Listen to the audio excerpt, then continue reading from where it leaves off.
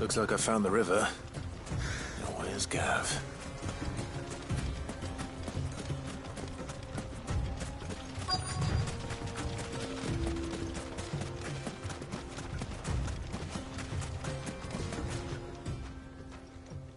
Sorry to keep you, Gav. Better late than never. I've had a quick scout about, and I reckon round here's our best bet if we want to grab as much of this Stardust stuff as we can. Don't know what Blackthorn's planning to do with it, though. I asked over in Dalamil, and they seem to think it was worthless. But if Stardust is what Blackthorn wants, Stardust is what he'll get. There's plenty of this stuff lying about, just begging to be bagged. Then let's get bagging, shall we? We shall. Race ya.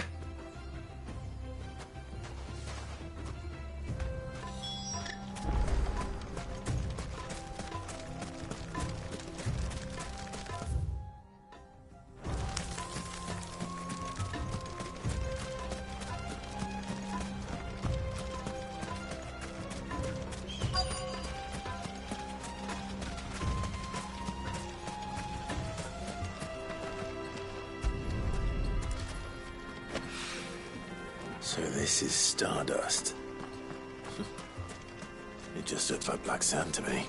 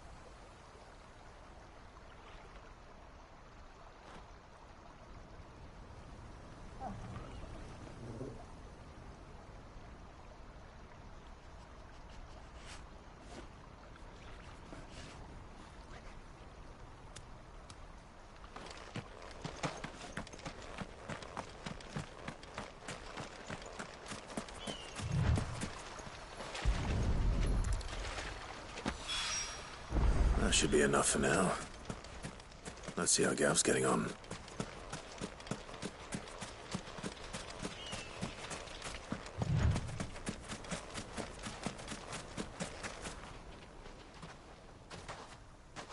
You finished? How much did you get? Enough. I hope.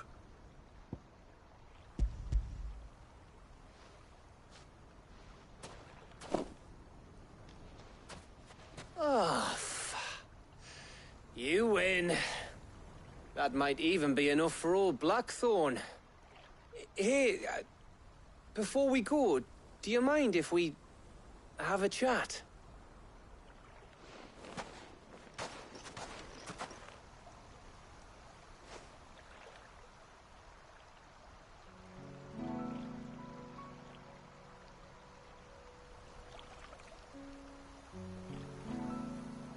Feels like ages since we had the chance to talk. You know, man to man like. It does, doesn't it? Back when you first took Sid's name, we were talking all the time. Working out what to do in that. There was a lot to work out. And there still is. Those shoulders of yours starting to feel the strain. Hardly ever see you around the hideaway nowadays. Always on some errand or other. You can take a day off, you know. Well, says the man who spends most of his time behind enemy lines. Only 'cause you keep sending me there. I know I can count on you, Gav. Likewise.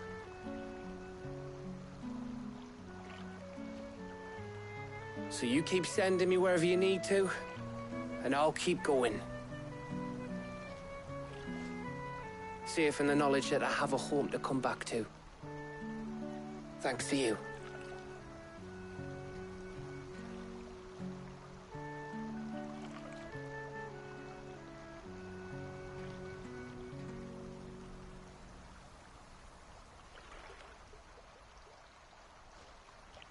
Right. That's enough soppy shite for one day. We'd better get this lot back to Blackthorn before he slings his hammer at someone. You go on ahead. And try to get some rest once you're there. Oh, I plan to. Believe you me. After Blackthorn gets what he needs, of course.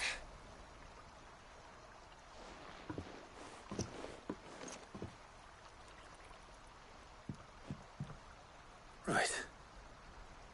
Ready to go home, boy?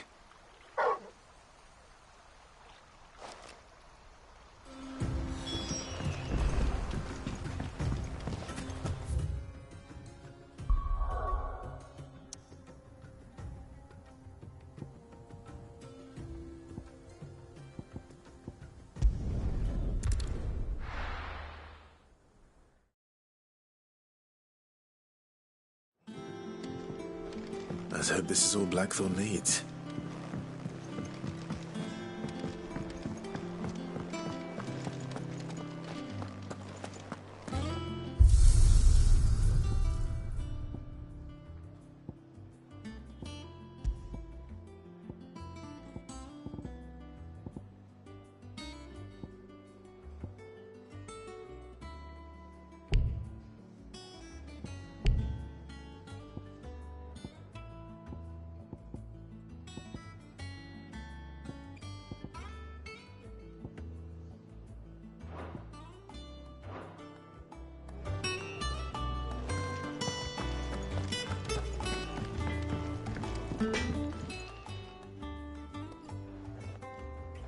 Blackthorn, got everything you need?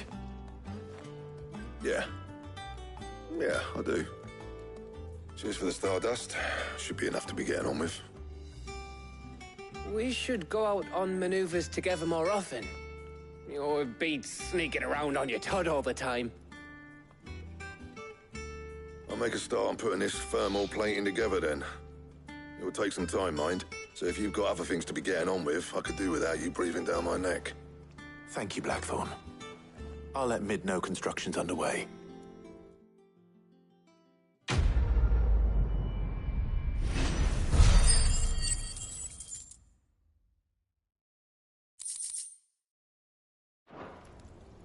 Suppose we'd better be getting back to work too.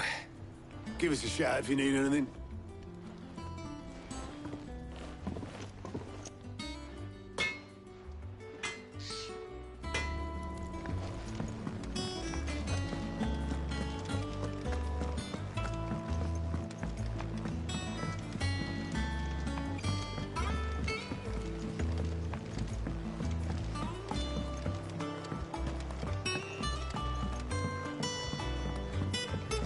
We're seeing troops amassing at every border.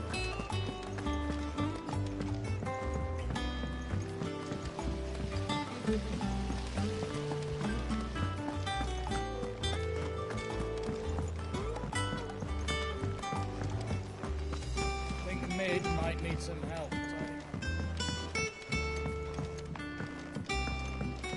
If I don't come up with something soon. You'll be pleased to hear that Blackthorn's started work on the plating. Excellent. 1 down, 2 to go. So, what's next? The helm, of course. For this, we'll be repurposing fallen scrap. Salvage from the ruins? I thought that material was all but impossible to work. Ah, but we don't have to. I'm sorry. Just so happens there's one particular ruin that's broken into exactly the right shape and size pieces for what we need. What's the name back there? I'll give you all the details. What's her name? Right.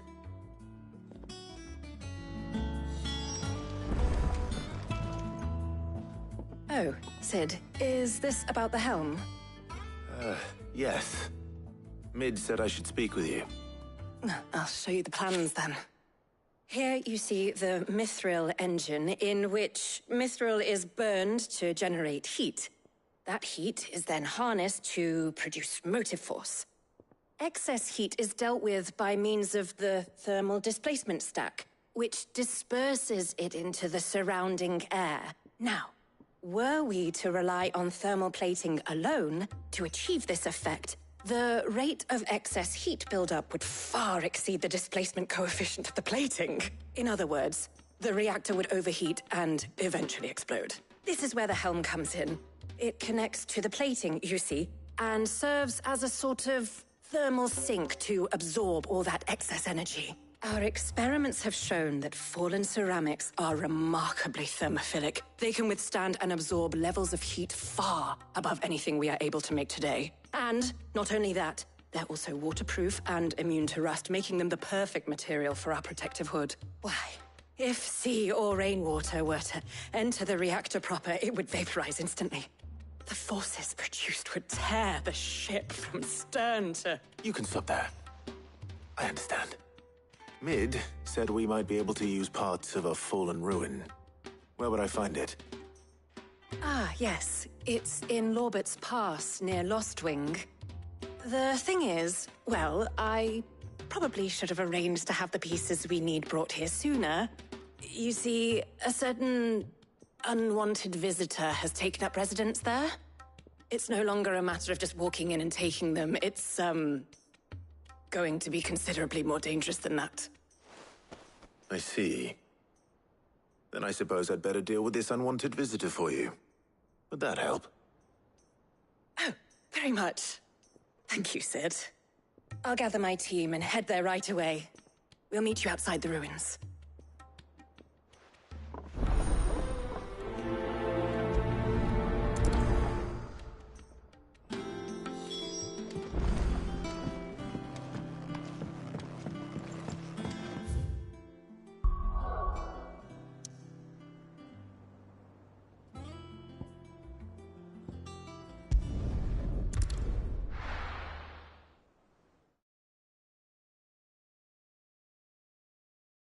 I'll be taking you all to a storehouse in the Bales. Leave anything you don't need behind.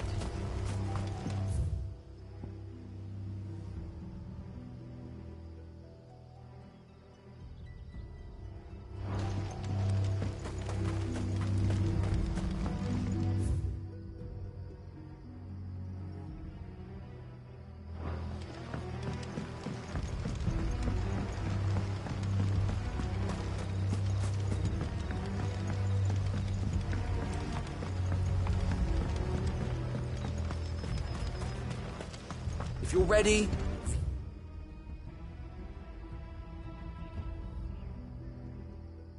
Leave at once.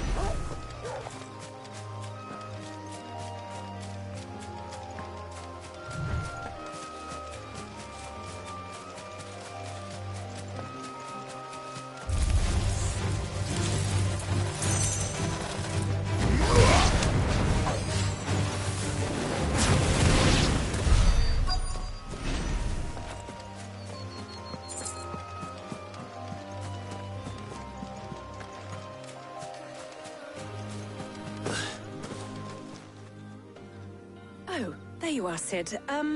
Thanks so much for coming. The, ruins are just over there, as is the creature I told you about, I'd imagine. Would you mind? Of course. I'll be right back.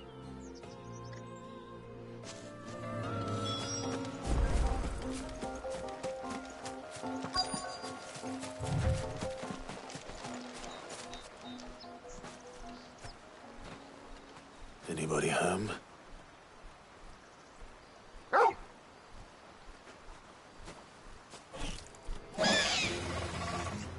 This must be our unwanted visitor. Time to go.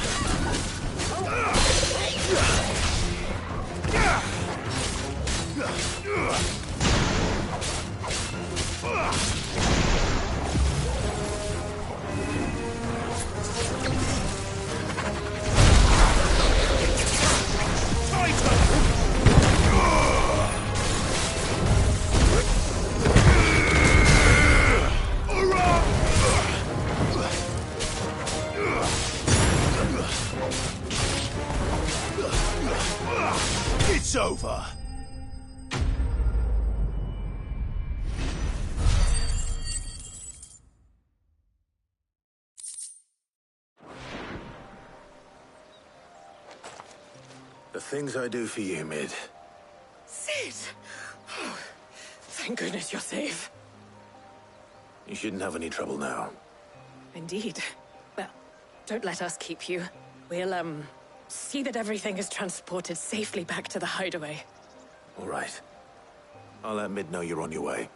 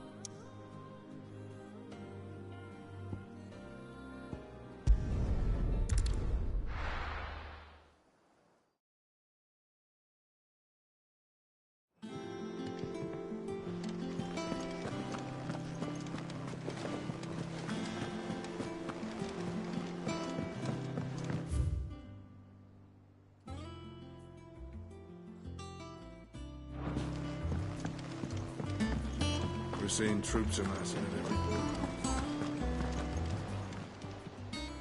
Oh, I wasn't expecting you back so soon.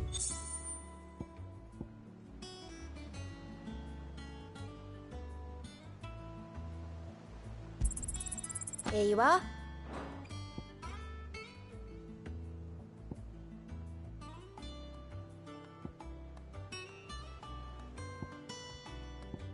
All done? I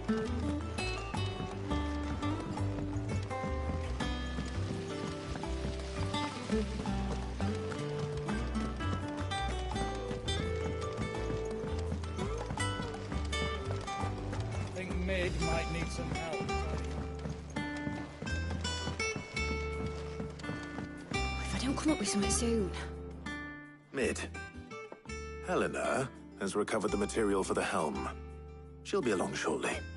Excellent. Another job well done. And just one remaining. Right. Right, the shielding. This one's a bit of a bugger. How so?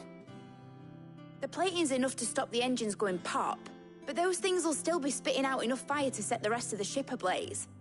Which is why you need proper shielding. A prism for the dragon's breath that's blazing away inside. I thought a triple thick layer of tempered steel might do it.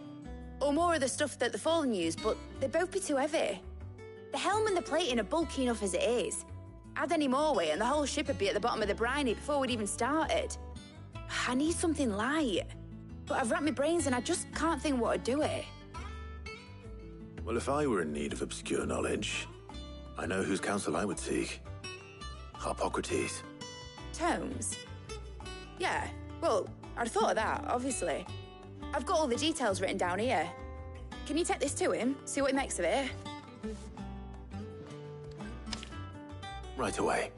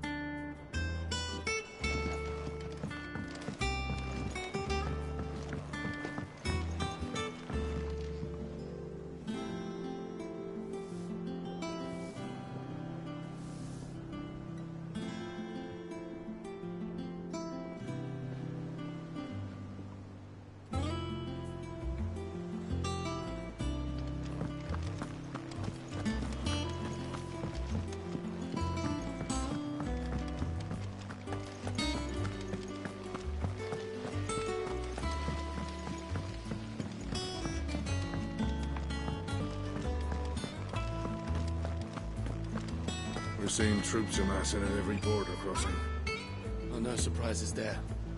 It was the same after Drake's breath.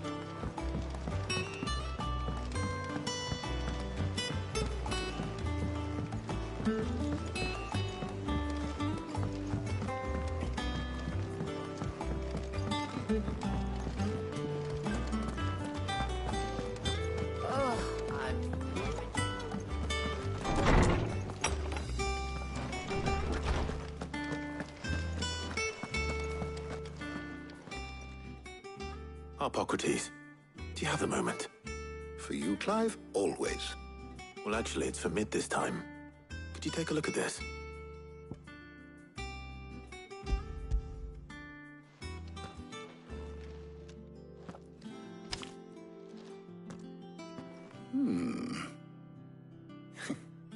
Shielding for a mithril engine? Whatever will that girl think of next? And what are these notes around the edges? She has some specific requirements for the materials. The shielding needs to be able to resist extreme heat on the inside, and yet remain cool enough on the outside not to set the ship alight, while also being light enough not to sink it. As you can imagine, she's struggling to find anything that meets her needs. I see. I wondered if you might know of a solution, or if you might be able to search the records for one. Perhaps it is not a different material she requires, but a different approach. What do you mean? Consider the lake we have made our home. Its blighted waters eat away far more quickly than fresh water or even brine, at timber and steel alike. And yet, we have made a home here from those very materials nonetheless. We have. But Bardolph must varnish every board twice over to keep it from rotting. And Obelus complains that without a constant supply of pitch. I see. Early Gregorian histories speak of a preparation known as moon dew. It is said to be able to resist even the most ferocious flames. Before the dragoons tamed the worms and wyverns of the realm, nobles would daub their castle walls with it in order to guard against dragonfire. So if we could recreate it... It might be applied to some material or other in order to provide the protection Mid requires. As to how best to apply it and to what material, perhaps Bardolph and Obelus might be of assistance. I shall speak to them and see what wisdom they might have to offer. If you would be so kind as to procure the necessary ingredients, I shall discuss the specifics of how it might be most effectively put to use with our two friends. The knowledge of the past may yet prove useful to we of the modern era. Thank you, Harpocrates. And since you're asking others to help you, perhaps I should too.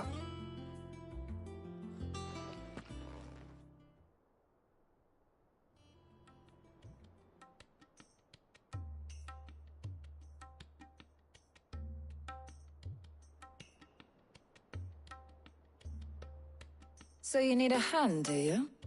We do. I'll be heading to market for the ingredients we need. I could do with some help. And some company, too. The other can assist me in researching how best to prepare the shielding itself. Can we count on your aid? Always. Well, if Jill's game. Thank you. I am sure either of these fine young minds would prove indispensable in my research. I leave the decision as to who will go with whom in your capable hands, Clive.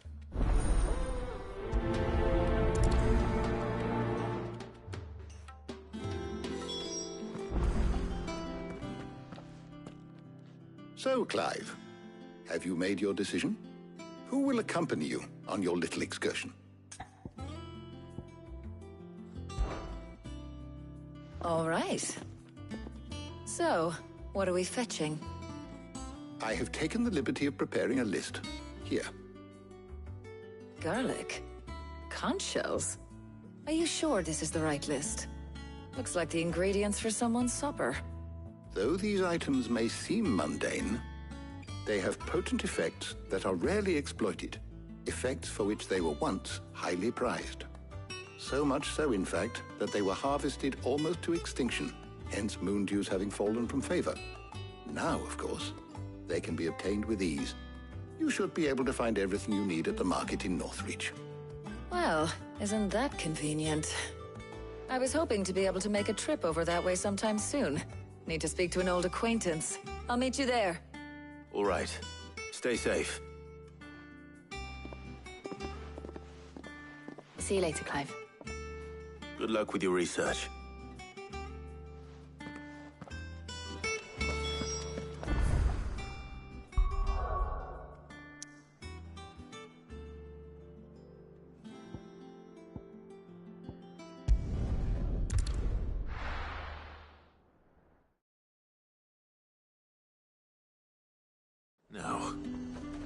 First, Talia.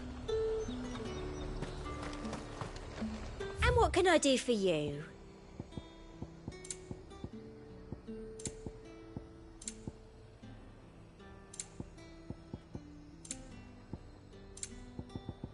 And a fine, fine day to you.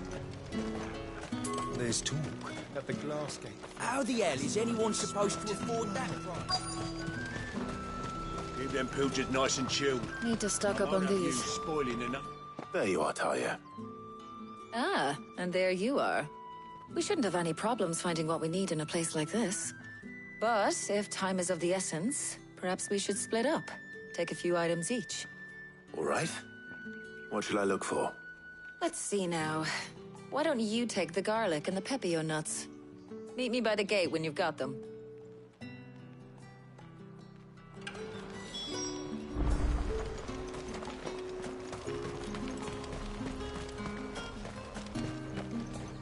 Buy, sell, or be gone. If that's what you want.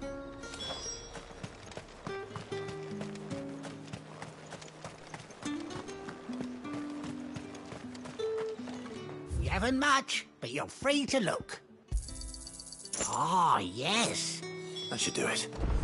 Hopefully Talia's finished too.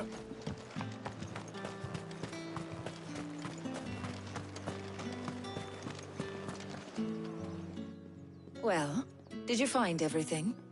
I did. Here.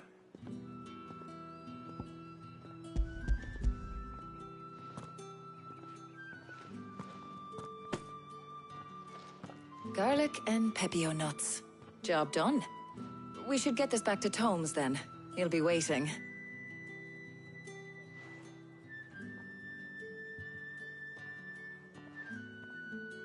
But we're not in too much of a rush, are we? Quick chat.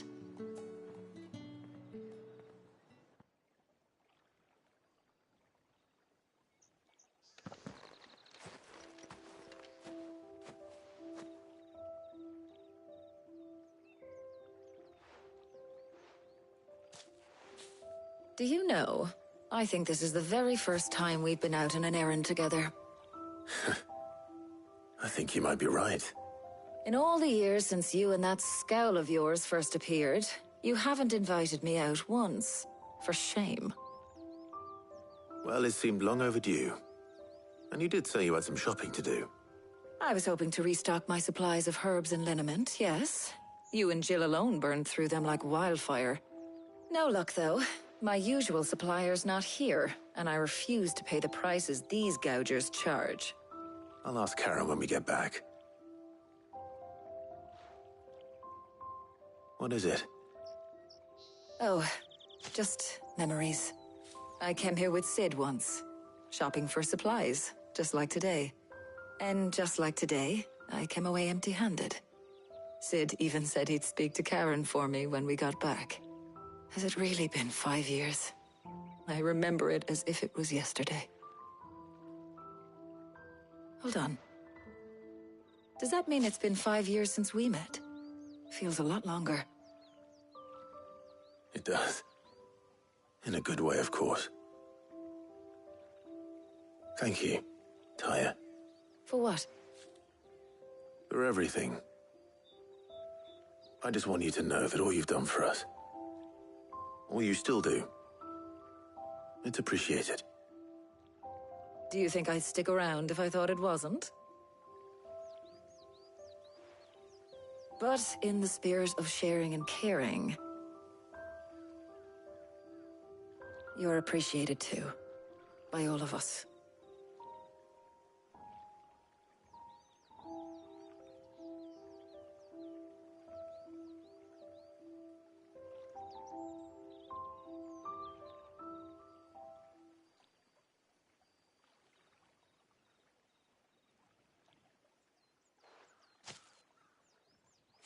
Well, I think we've tarried long enough.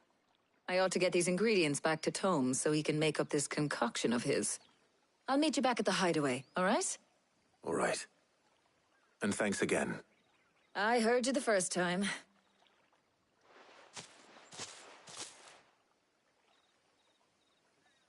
I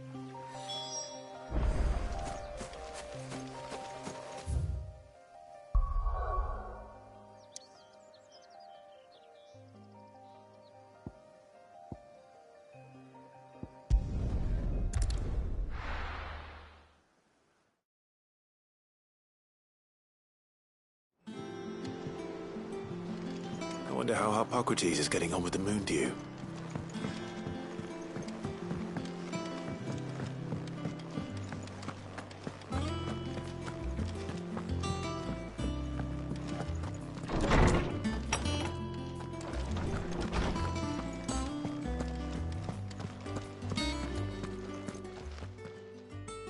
How's work on the shielding progressing, Hippocrates?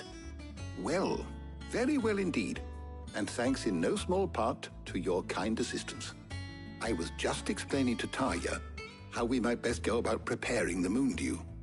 And now that we have all the ingredients, we may begin. You can count on me. I've mixed more than a few mysterious concoctions in my time. I'm sure you have. What about the shielding itself? Work is underway, under the watchful eyes of Bardolph and Obolus. Apparently, it'll be ready soon. Thank you. All of you. Right then. Jill, would you join me in the infirmary? Many hands make light work and all that. Of course.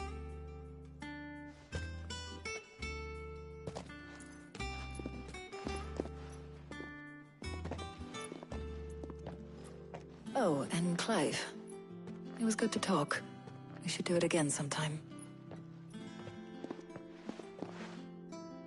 It appears our work here is almost at an end. A shame. I was enjoying playing the man of action for once. When both the shielding and the moon dew are ready, it will merely be a matter of applying the one to the other. Followed by a rigorous process of testing and retesting, of course. Perhaps someone ought to warn young Mid of that. Leave it to me. Thank you, Hippocrates.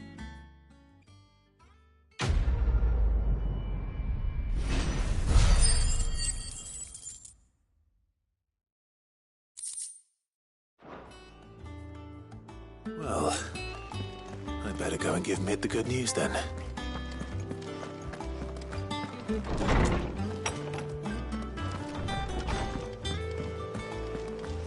Thanks to Sid.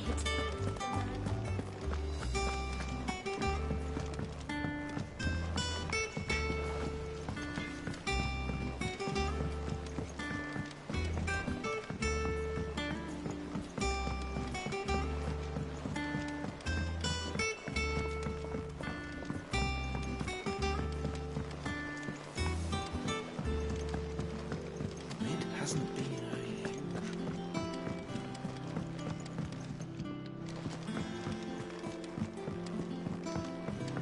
Editors started reading books that don't have any pictures in. Why would I anyone have want to done do it, that? Sid.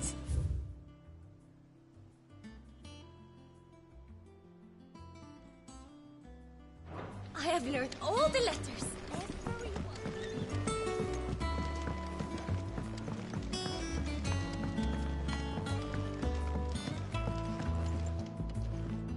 Sorry to keep you waiting, Mid. But you'll be pleased to know that work on the shielding is underway. You found something for it? In a manner of speaking, Hippocrates knew of a substance that's highly resistant to heat. A coating that should provide the protection you need.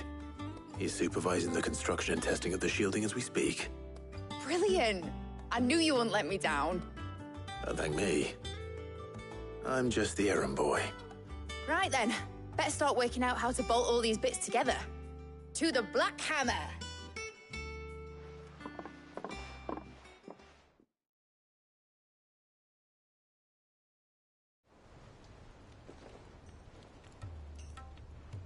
You know, when I got into the smithing game, I thought I'd be making swords and shields, not thermal bleeding didgeridoo-dahs.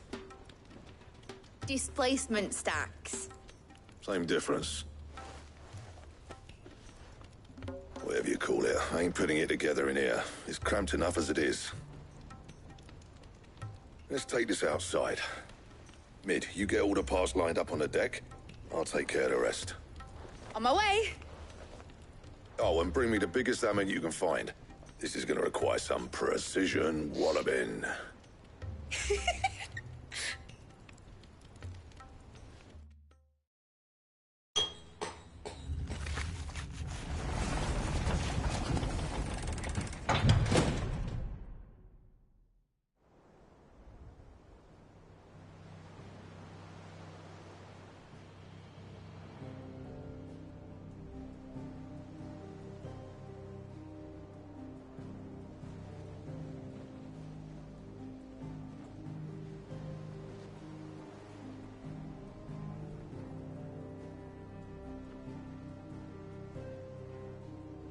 It's finished! It's finally finished! Thank fuck for that. I'll be feeling my hammer arm for weeks. Thank you, Clive, Blackthorn, everyone. That's one down and just 3 more to go. I'm sorry. Oh, didn't I tell you? The Enterprise has 4 mithril engines, and we'll be needing a displacement stack for each. You don't mean... Don't worry. Now they've got a finished one to work off. My gang in Canva can build the rest. Good luck to them, I say. Right, I'm off to get a sling for this elbow. Any other work comes in, keep it to yourselves, eh?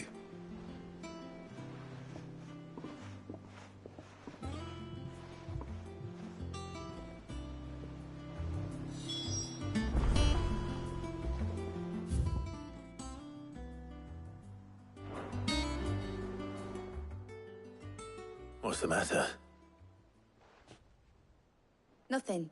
Just daydreaming.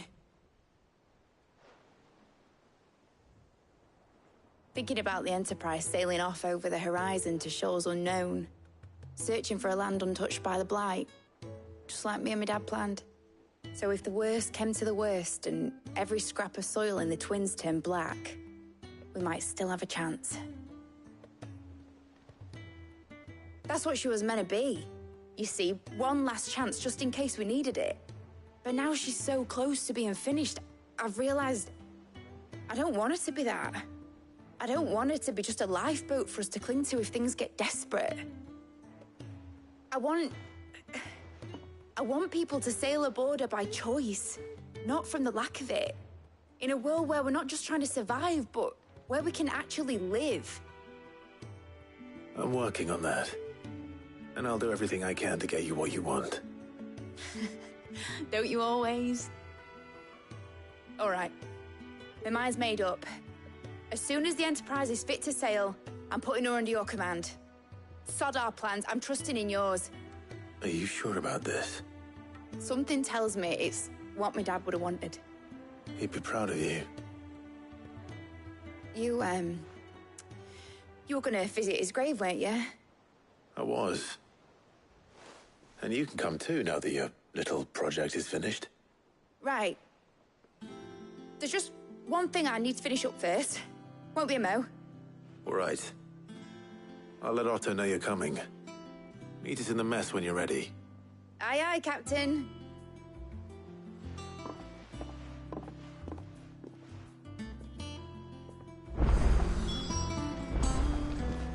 Ned told me she was building a ship.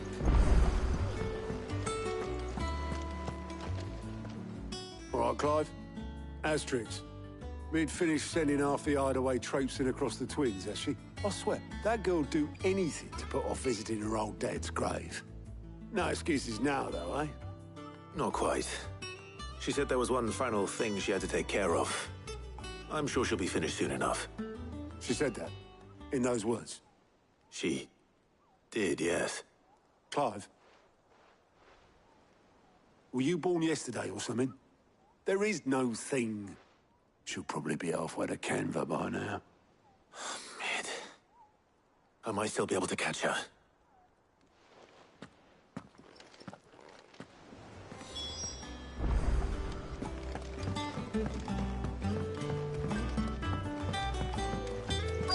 Is that the thing Toes helped with? Obolus, have you seen Mid? Yep. In a boat, going that way. then I'm too late. You in a hurry and all, are you? Oh, I offered to take her across, but she wouldn't wait. Just paid for a dinghy and rowed off. Oars going like the clappers. Got some life in her, ain't she? But anyway, I was on my way up to see you, as it happens. Got a letter for you. Urgent, by the sound of it. One of your uncle's men said I was to hand it to you in person, post-bleeding haste. And you're here now. Thank you, Obelus. Don't mention it. What tidings, Uncle?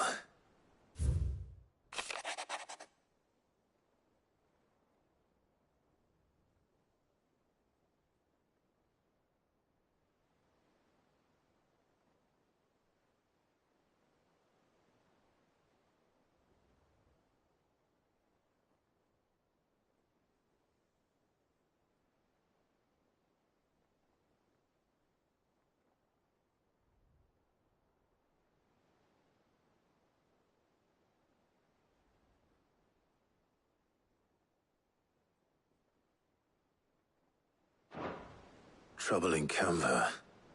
Well, I'll need someone to keep an eye on Mid.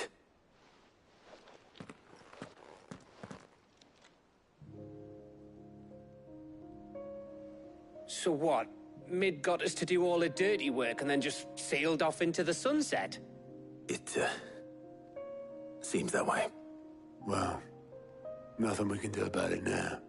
But next time you plan on visiting Sid, you might want to tie her to something before you suggest it. Ah, don't be so hard on her. Got to admit, the dirty work was kind of fun. Everyone pitching in and all that bollocks. Just like when we built this place. You're right. Anyway, we all set to head to the old hideaway. I could do with getting to Canva pretty sharpish. Wouldn't do to keep Lord Rosfield of the Seven High Houses waiting now, would it? Not after he asked for me personally. Gav will be leaving with me. Will you mind the place while we're gone? You can count on me. Just be sure to give Sid and the others my regards. All right. Oh, by the way, Jill will be joining us too. She's got some things to take care of, but she'll meet us there. I hope she's telling the truth at least.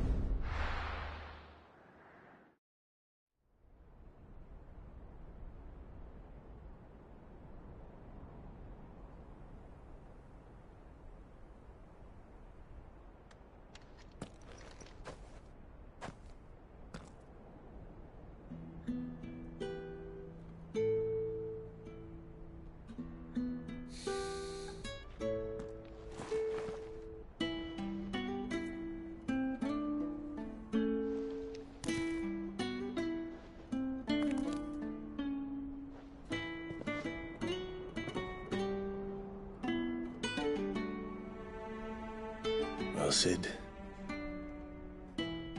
I remember what you told me. But if no one is listening to what you have to say, you may as well not say it.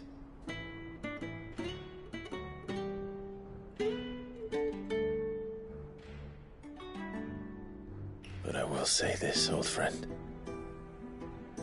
Hugo Kuka is gone. His shadow looms over us no longer. It's a pity the Phoenix can't be in two places at once. If he'd have been with us, maybe he could have done something for the lost. Not even the Phoenix can bring people back from the dead. Life has a beginning and an end. So we must live while we have the chance. And not as slaves to the crystals, but as free men. May we join you?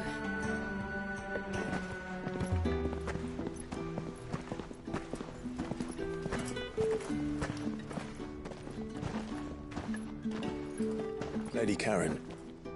What a pleasant surprise. I thought I'd drop by and see how you were all doing before heading off to restock my supplies.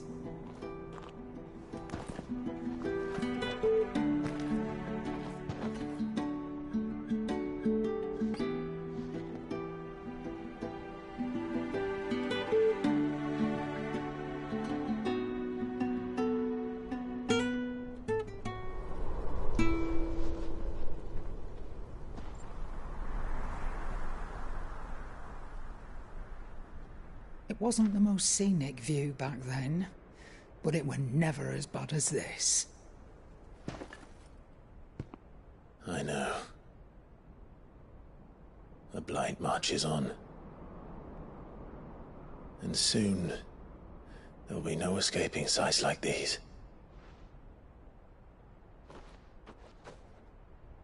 So our mission remains unchanged.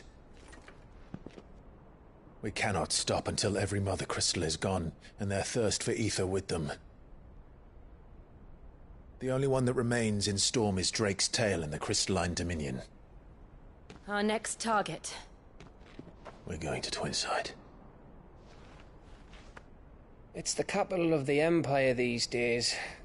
I wouldn't like to think how tightly guarded they've got the place. Not that that'll stop you, but we do well to scout it out before you go charging in. We would indeed. If you're off to the Dominion, you can take this great lump with you. Goods.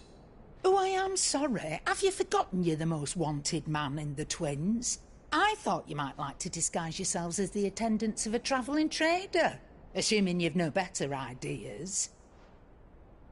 You wanted to buy yourself some tools, didn't you? Well, now's your chance. You're letting me go? With them? Oh, thanks, Nan! Stop that! You'll break me bones, you great galoot!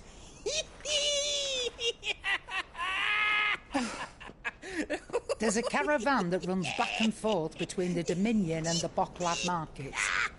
It's managed by the Merchants Guild. Just show them Goots' traders pass and you'll be on your way. It'll be a damn sight less risky than footing it the length of the Crystal Road. That's for sure. Thank you, Karen. And glad to have you with us, Goots.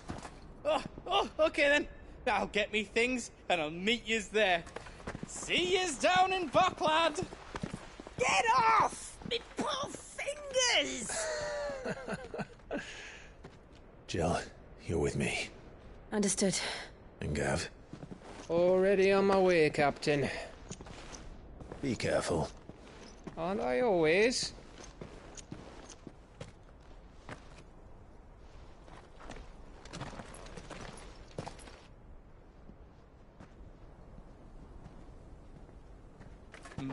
Do you see that, Sid?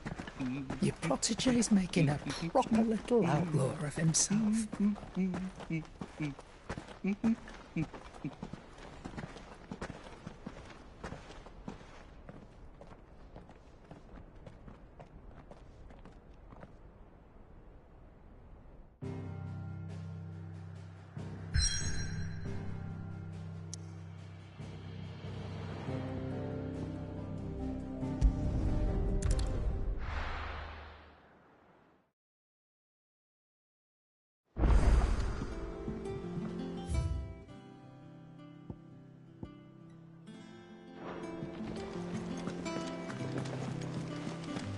Is that the thing Tomes helped to build? Ned told me she was building a ship.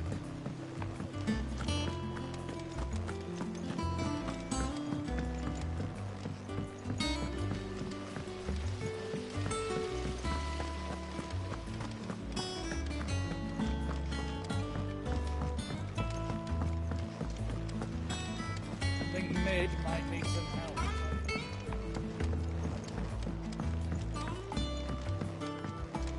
Well, here, Sid.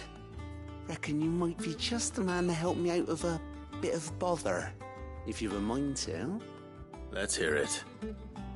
Well, It's about this alembic the chief's got me making. Lovely bit of kit it is. Bung in a solution you want splitting, and it will separate it out, just like that. Problem is, it won't always get rid of all the impurities. And with some of the stuff we need it for, that ain't good enough. Which is why I've been looking for something to filter the liquid we'll be cooking off. And that's where I was hoping you could help me out. I imagine Ty could get some use out of this alembic too. Distilling medicines and the like. All right. Why not? Proper job! So what exactly do you need for this filter? Nothing but bomb ash'll do, says the chief. Gave me a sample she'd obtained from the university stores. Couldn't believe my eyes. You pour the blackest blight water through it, and it comes out clear as a mountain stream. So, I did a bit of reading about where I might be able to get hold of some. And do you know what I found out? It's only the blimmin' bones of a bomb king. They leave them behind when they die, see? I take it that's where I come in. If you wouldn't mind. I saw a billet on the hunt board for one just the other day. Would have gone myself, but, well, fighting dirty great balls of flame isn't exactly my forte. You, on the other hand... All right. I'll see what I can do. Thank you kindly. And good hunting, eh?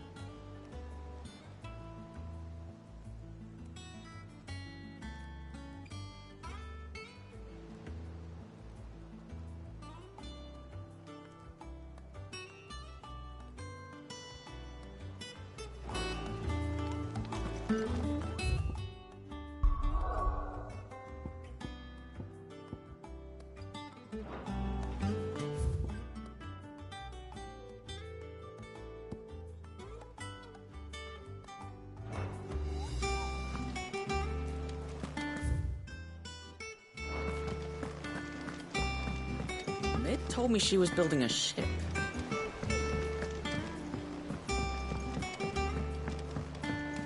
I don't know where Sid gets the energy.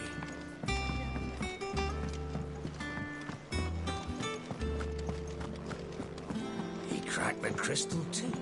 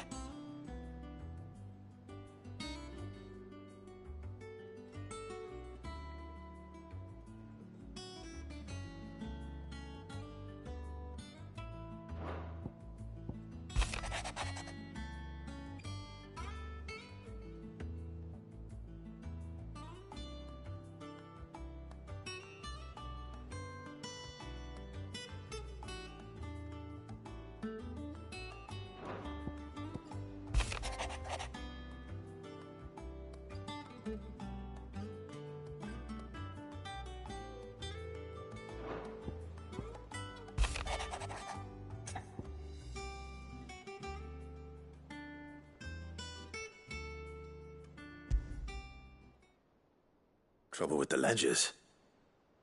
Shouldn't he be asking Otto for help?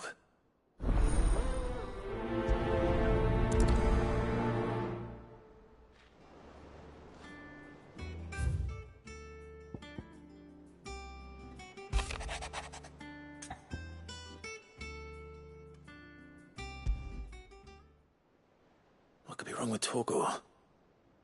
He seemed well enough when I last saw him.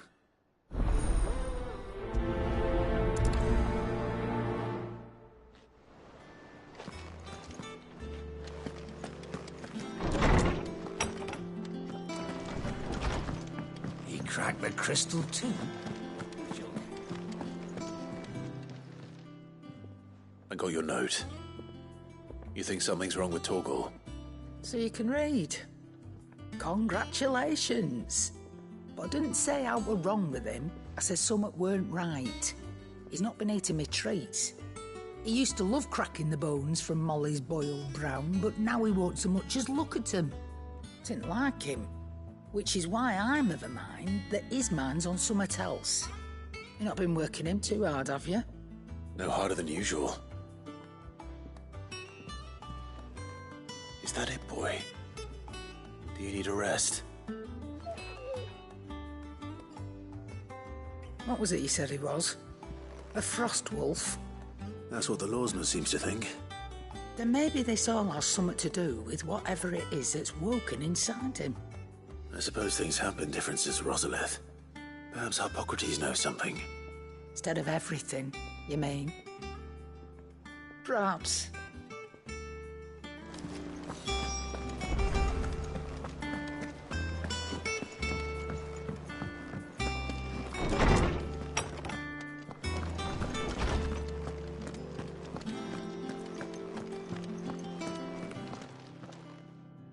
Lawsman, I need to ask you about Torgor. Something's not right with him. He isn't ill, is he? I don't think so. But according to Lady Karen, he seems to have lost his appetite, which is certainly a new development. She says he's hardly been touching his bones of late, and she believes it may have something to do with what happened at Rosalith Castle. I rather think she might be right, though not about his appetite. All canids are instinctively inclined to crack open bones for the rich marrow that resides within, and I see no reason why a frost wolf should be any different. Accordingly, I suspect it is not a lack of appetite that afflicts Torgor, but a surfeit of it. If we assume that his newfound magics require additional nourishment to sustain, it may well be that the bones Lady Karen is accustomed to providing are no longer sufficient. Frost wolves, after all, habitually prey upon far larger animals, whose bones may yield altogether different nutrients.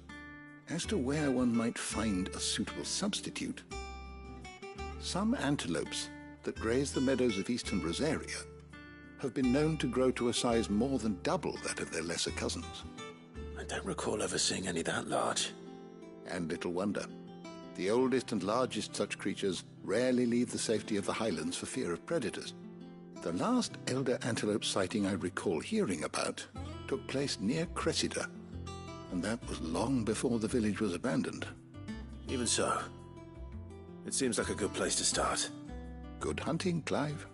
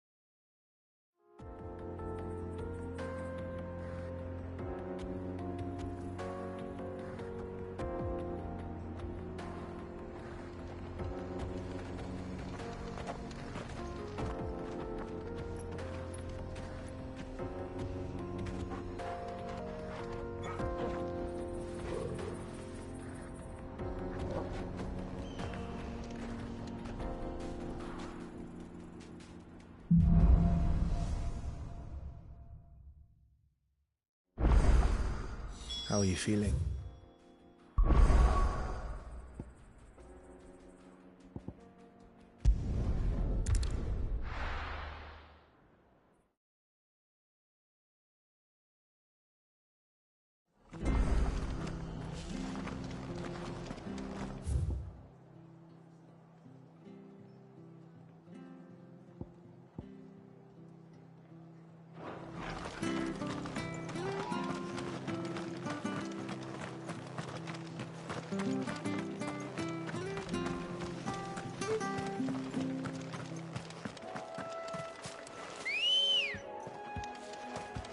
Let's go.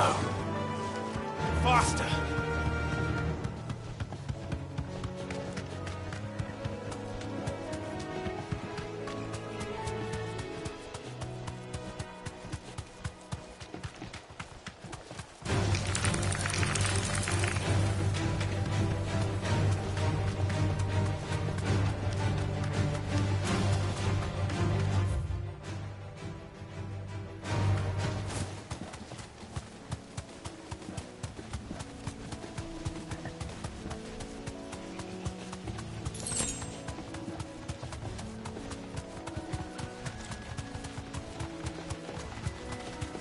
It's certainly quiet. If I were a giant antelope, it would seem like just the place.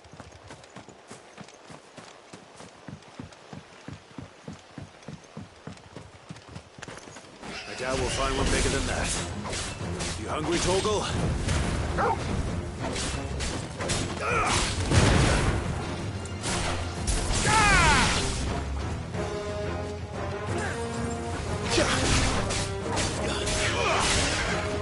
Soil and stone!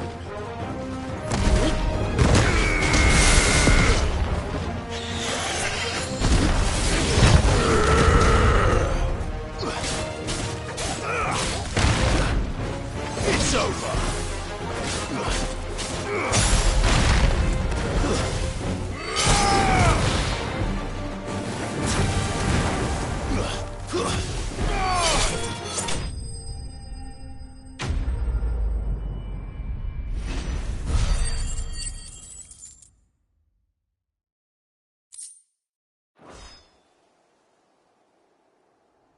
Now,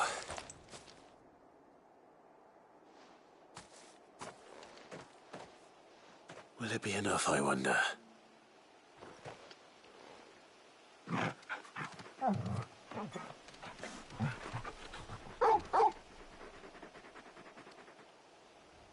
I say that answers my question, which means we owe the lawsmen our thanks.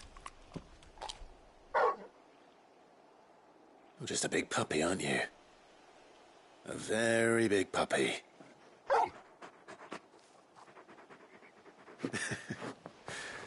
You do know you can take that with you, Torgal.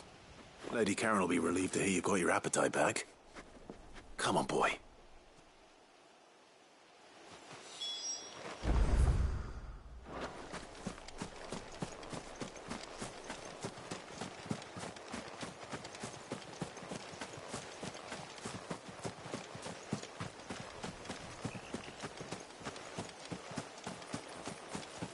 Company. Time to fight.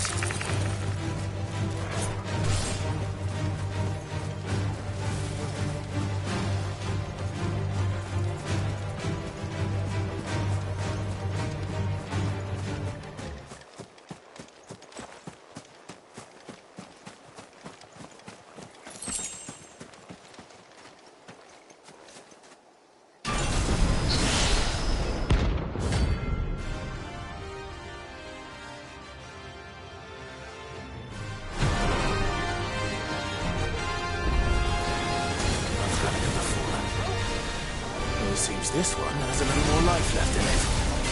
All right, then.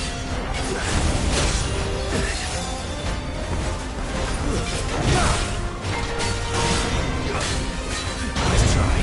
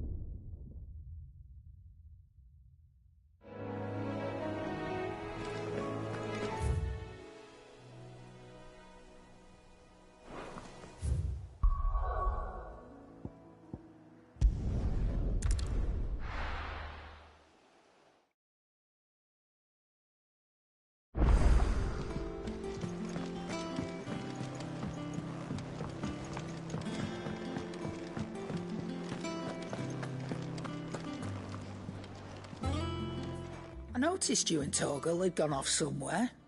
Take him for a walk, did you? You could say that.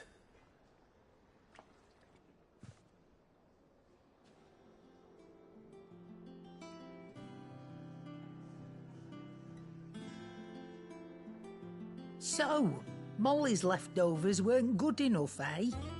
That'll teach me for treating you like you're still a pup. All right, no need to shout. Now we know what you're after, I can see about getting some in. Speaking of which, I brought one for later. Can I leave it with you?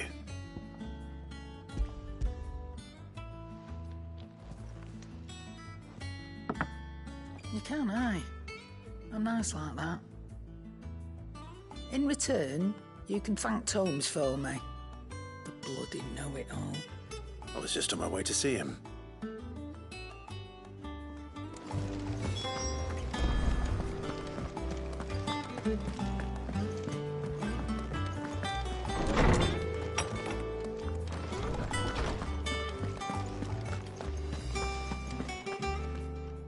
Ah, Clive. Were you able to locate your quarry? We were indeed, Lawsman. You pointed us in exactly the right direction. And Torgal's been a very happy hound ever since. Very good, very good. Lady Karen sends her thanks, by the way, for your part in solving the mystery. Ah. But that reminds me. After your last visit, I found myself pondering Torgal's talents. Do you recall our conversation concerning Lady Jill's role in Torgal's transformation? About how she somehow woke the power within him. Precisely that. A reasonable conclusion, I thought, but one which raised certain questions in my mind. You see, the Fenrir of legend served Shiva and Shiva alone. And while the powers attributed to him are certainly impressive, the records imply they are somewhat different in nature to those you described Torgal as having used. What are you suggesting? That Torgal may be the beneficiary of more than one Eikon's power. Consider that in addition to Lady Jill, he has served as a loyal companion to you, your brother, and even the late Cid. In short, the Eikons hitherto near at hand, or should I say at paw, have been diverse and plenty, and that number has only grown as the realm's dominance have fallen to your sword. One can but speculate as to how all of this has affected Torgal. He has seemed more fierce of late. And if I am not mistaken, he will grow fiercer still. We are fortunate indeed to be able to count him amongst our allies and not our adversaries. Oh, he's more than an ally. He's a friend.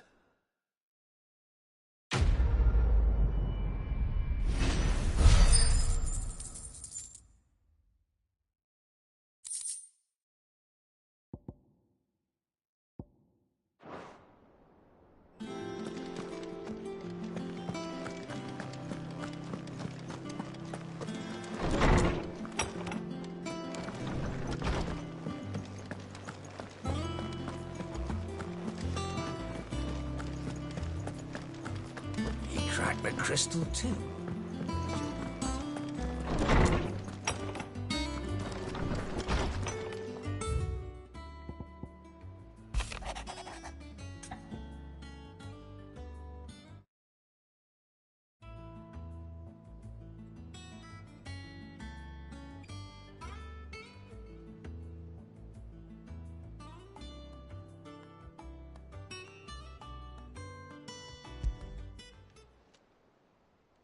Hopefully it's nothing. But I should speak to Blackthorn just in case.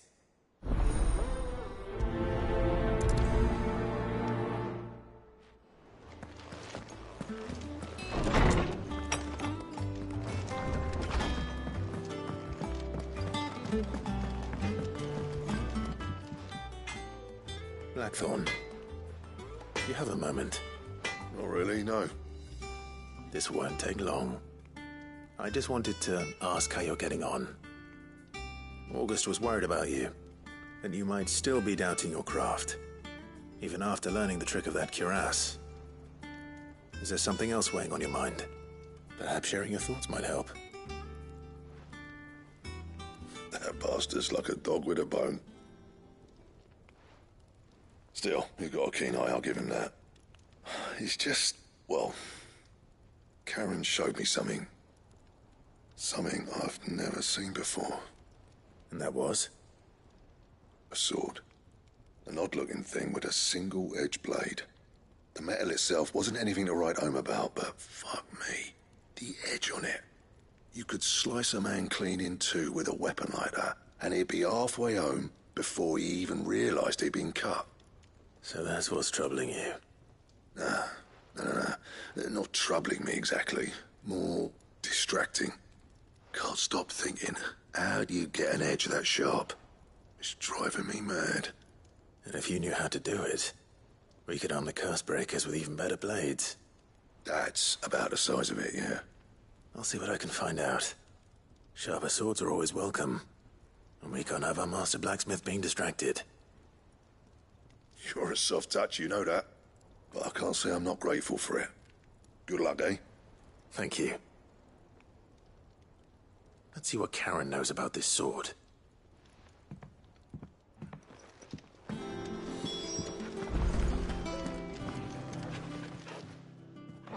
You're looking well, Karen. What do you want? Out with it. I want to know about the sword you showed Blackthorn. Single-edged and extremely sharp. Running around after him again, are you? I suppose I am, yes. But I need to help him find out how to work an edge like that. It's driving him to distraction. Little wonder, I suppose. There's not many like that make it as far as the twins, and those that do go straight into private collections. Which made it nice and easy finding a buyer. Can you tell me who bought it? Where is it now? You think I tell people who my clients are? Suppose you're not likely to go nicking him off me, are you now? Fine. If you stop mooning at me like that. Lord Ignat's the man you want. Dalmekian bloke. Collects weapons and the like. And he's got more money than sense, which is why he's one of my favourite clients. Reckon he'll still be at the inn in Dalamil, where I left him. Thank you, Karen. Oh, and he's a touch eccentric, if you take my meaning. I appreciate the warning.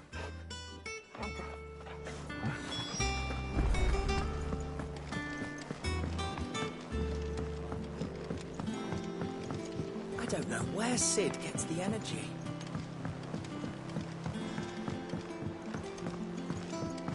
Mid told me she was building a ship.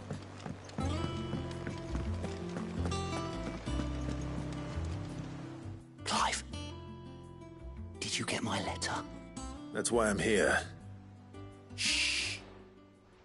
Otto won't be listening. Is this better? A little. Listen, I've some bad news. It turns out the Hideaway may be slightly behind in its payment to certain lenders, and it may be my fault. But I swear to the goddess, I thought I had the numbers square. Sadly, that square turned out to be more of a circle. Zero, you might say. I can straighten it out, I swear, but it's going to take some time. And I'm gonna need help keeping it from Otto. Bit late for that, I'd say. There you are! What a surprise! So let me get this straight. You forget to pay our lenders what they're due, and instead of coming straight to me, you get Clive to come to you. And I hope he'll dig you out of the hole you've dug for yourself. Clive, the man in charge of the place you've been cheerfully trying to bankrupt. And you thought this was a cunning plan. Why? Well, who needs paying? Oh, just Martha. And the dame. And, well, Lady Karen. But only 500 talents. We owe 3 of our most trusted friends 5 million gil. Each. 5 million each. They lent us the bulk of the money we used to rebuild the hideaway, you see, and, well, I must have made some sort of oversight. Those ledgers were my responsibility, and it was my decision to entrust them to you. This is my fault. Do we have that much to hand? I can always ask my uncle. No, we don't. And no, you won't. We've lightened Lord Rosfield's purse enough. After the king's ransom we had off him, he deserves better than to see our begging bowl. Besides, we'll need to learn to stand on our own if we're gonna make this work. All right. But that doesn't mean you have to shoulder the burden yourself. Is there anything I can do to help? There might be. How'd you fancy taking these to Martha and the dame? Rocks. Rocks, he says. Worth 1,000 talents apiece, these are. A little something Sid and I set aside for when times got lean. And I reckon 15 million in overdue debt probably qualifies. I just hope our associates' eyes are a bit more discerning than yours. I'm sure they will be. Should be me making the rounds, really. But you know how it is with this place. Orders to bark, arses to wipe, and all that. I know. Which is why I don't mind going in your place. Go. Do you know why I only gave Master Clive here 2 star rubies? Because you'd rather Lady Karen killed me. Because I'd rather Lady Karen killed you. Yes. Well, I suppose this is goodbye then. Don't worry. I'm sure Karen will understand. Really? Do you think so? No, I don't.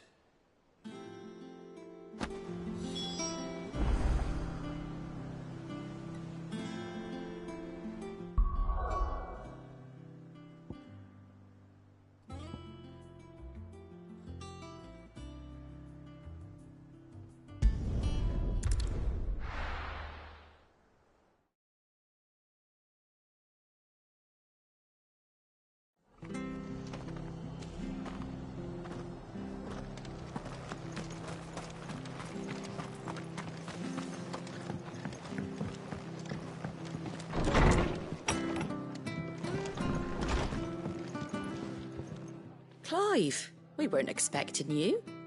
I wasn't expecting to be here, but it seems we still owe you a considerable amount of coin for your help with our rebuilding efforts.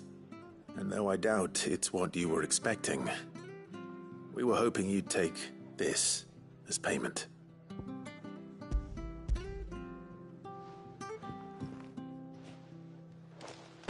A star ruby? I can't accept this. It's worth at least twice what you owe me. More if you can find yourself the right buyer. Think of the difference as interest. Interest? If word got out I charged that much, no one would ever borrow from me again. Anyway, why are you the one here asking me about this? I'd have expected Otto. Bit much sending the Lord Marquis out to settle your debts, isn't it? The old goat working himself to death again? Something like that. Most days I think he's the only reason the hideaway's still standing. Same as always, eh? Back when the place was nothing but a twinkle in the eye of a recently retired Lord Commander, word is he was the first one Sid reached out to. Probably knew that without his strong arm and level head, the idea would never get off the ground. Sid may have been the face of the hideaway, but Otto's always been the backbone. And when Sid passed away, we were all worried that would be the end of it. That Otto would just give up. His death was hard on everyone. But it must have hit Otto hardest of all. But he didn't give up, did he? Quite the opposite, in fact. If I recall, he was the one who nominated you as Sid's replacement, and rallied the rest around you. I reckon what he saw in Sid, he saw in you too. And don't we all? Doesn't hurt that you're half as stubborn and twice as handsome, neither. That, and you keep good company. I suppose I do.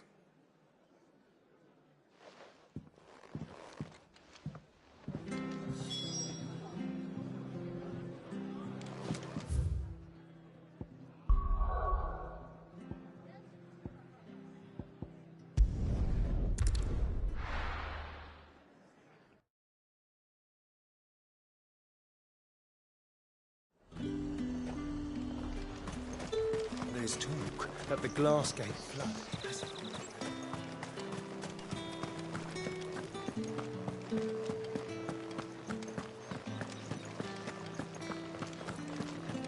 Did you hear?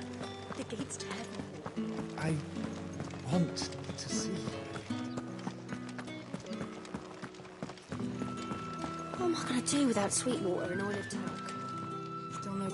Milady, I come bearing gifts. Gifts? Whatever is the occasion.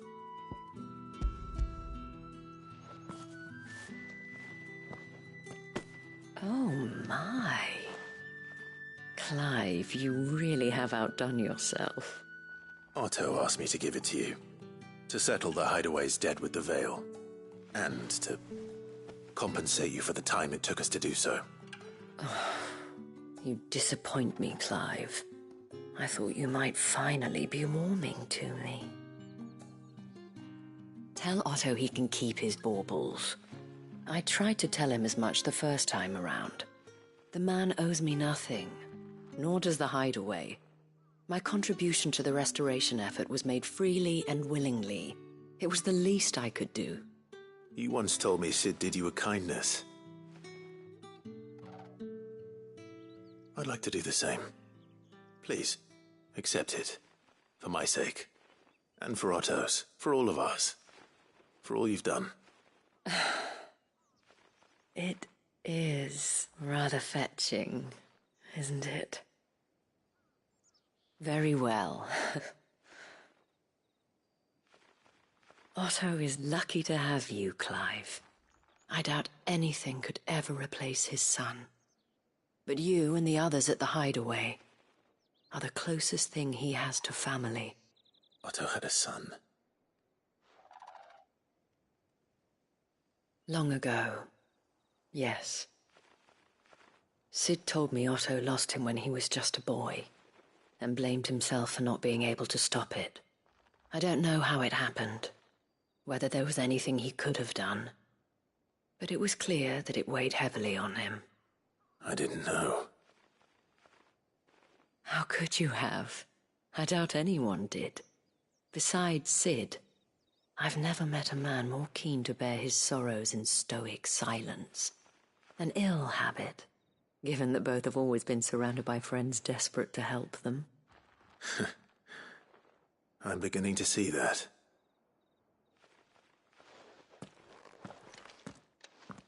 Go will want to know the stones were delivered. If he's still with us.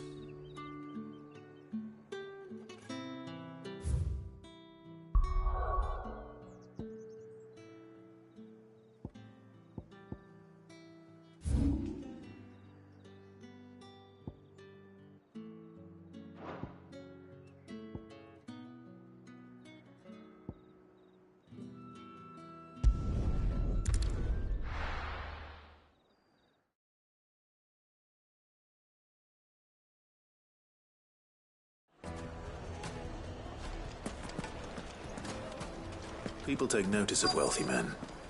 Shouldn't be too hard to track down Karen's collector. The St. Drake's Fang is gone. The whole Mother Crystal gone. What are we gonna do?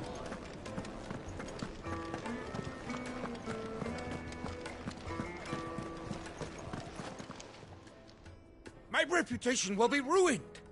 Ruined! Calm yourself, Lord Ignac, I beg of you, before you do yourself a mischief. Pardon the intrusion, but... Out! Get out! I paid for these rooms so I wouldn't be disturbed. Leave me be! Please, allow me to apologize. His lordship is going through a difficult time, and he's never been fond of guests arriving unannounced. Radim! Get rid of the filthy oaf this instant! Very good, Lord Ignac. Would you mind stepping outside for a moment?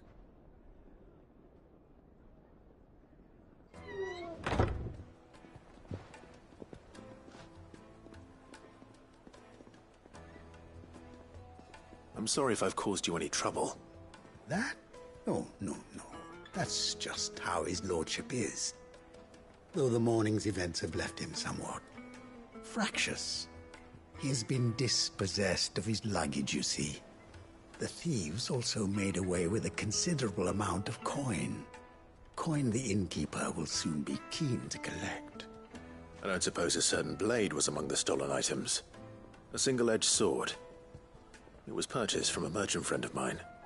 Ah, you know Lady Karen. Yes, I'm afraid it was. Then I'll retrieve Lord Ignac's luggage. But I have one condition. You have but to state it. You are welcome to anything that is within my power to grant. I want an audience with Lord Ignac. A few minutes should be enough. Then I'll be on my way. A condition I would be a fool to refuse. Of course, you shall have your audience. I don't suppose you saw where the thieves went? I did not, no. Though some discreet inquiries made on his lordship's behalf mean that I know where you might find them. The bandit's bed. Every ill-gotten coin in Dalamil is said to pass through that disreputable corner of the Valcroy. And that's where I'm heading. I shall speak to Lord Ignac in your absence, and arrange for an audience upon your triumphant return. That will be very kind of you. Farewell, and best of luck.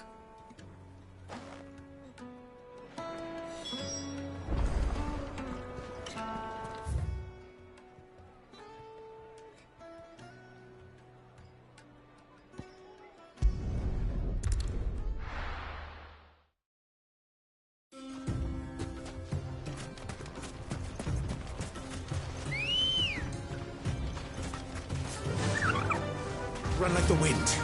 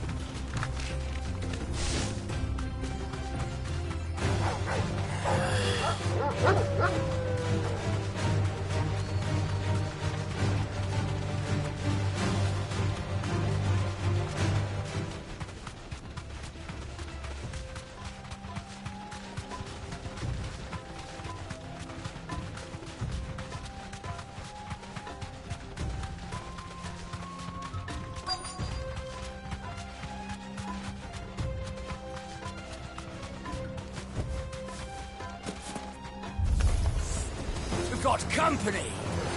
Come on, lads, let's tear the bastard's head off!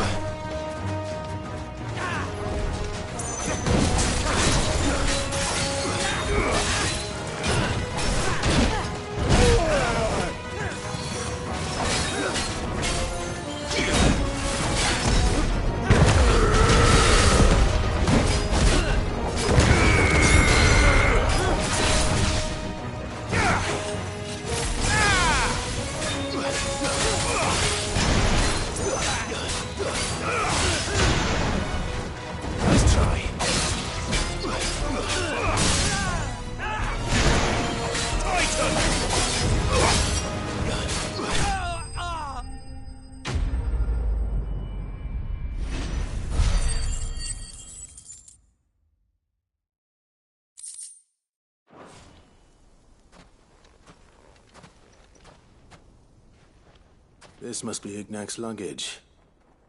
Nothing seems to be damaged. All right. Let's get it back to Dalamil.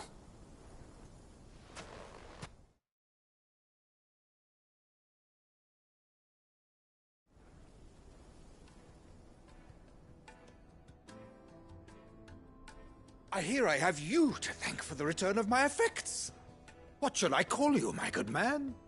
Wyvern. Glad to make your acquaintance. A formidable name indeed. Well, Wyvern, I appear to be in your debt. Redeem here tells me you wished for an audience. Is that all?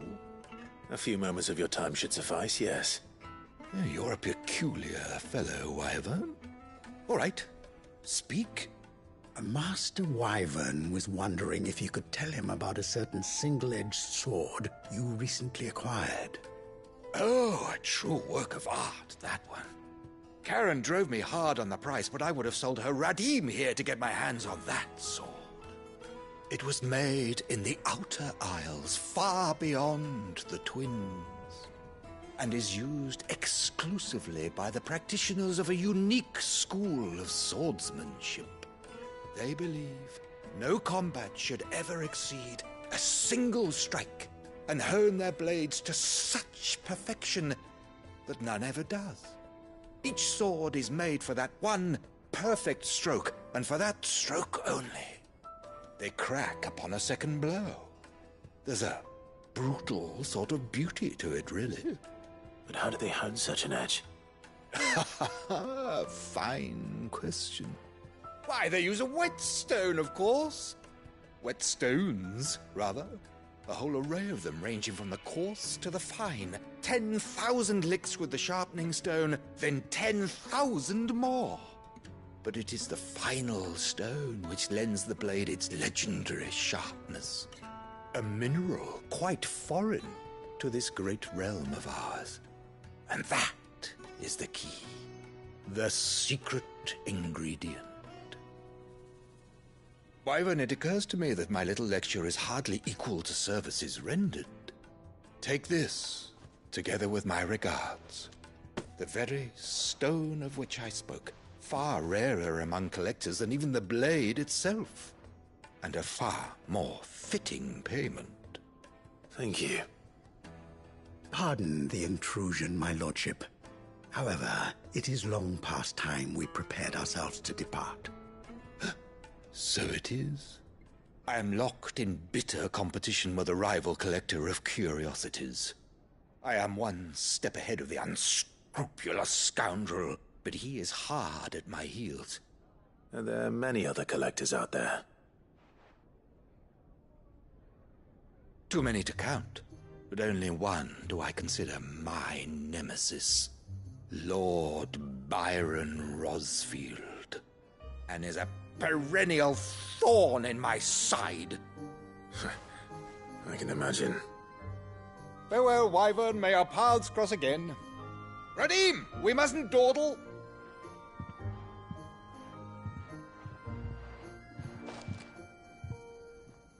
I think his lordship is rather taken with you, Master Wyvern. Thank you again for your assistance. Coming, my lordship. I'll be right there.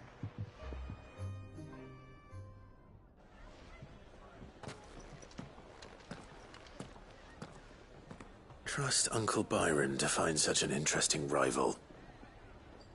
Now, let's see what Blackthorn makes of this whetstone, shall we?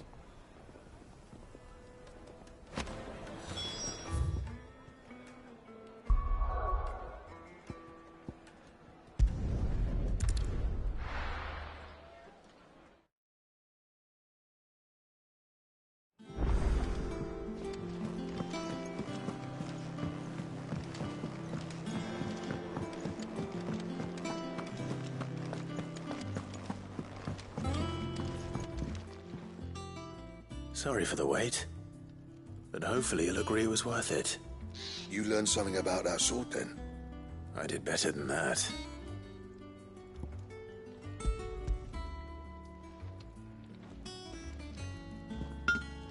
A whetstone?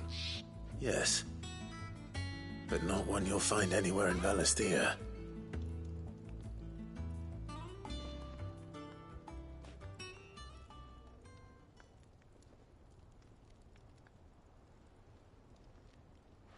No wonder I couldn't get the same finish on the grinding wheel. One hit and all done, eh?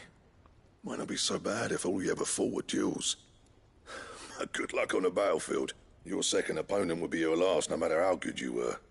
Even so, is there some way it could be used to give the curse breakers an edge? I think so, yeah.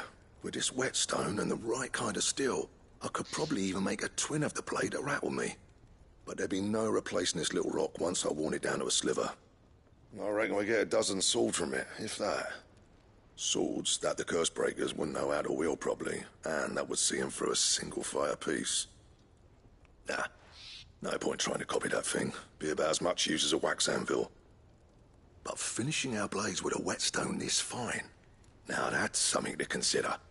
And what's finer than fallen masonry, eh? Or more hard-wearing, for that matter. Just imagine it. Good Valisthean steel with an edge as sharp as any found in the Outer Isles. I won't make a copy, nah. I'll make something much better. I'm sure the curse breakers will be delighted. Just don't push yourself too hard. Don't you worry about me, sunshine.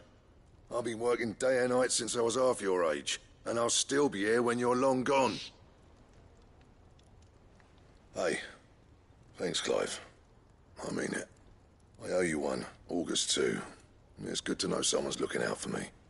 He'll be happy to hear you said that. And I'll see that my debt to you's paid. First new blade I make's got your name on it. You come and find me when you've got the materials. All right. I will.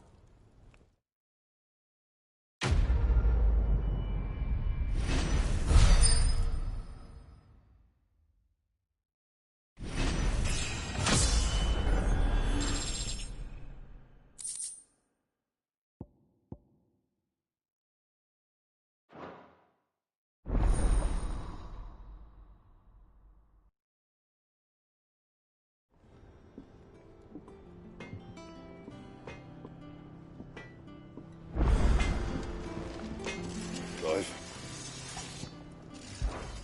What's that for you, dear?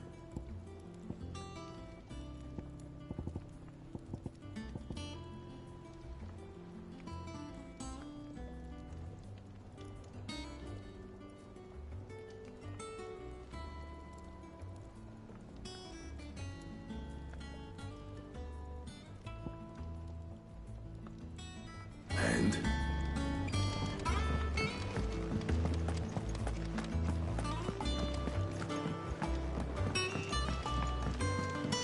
I don't know where Sid gets the energy.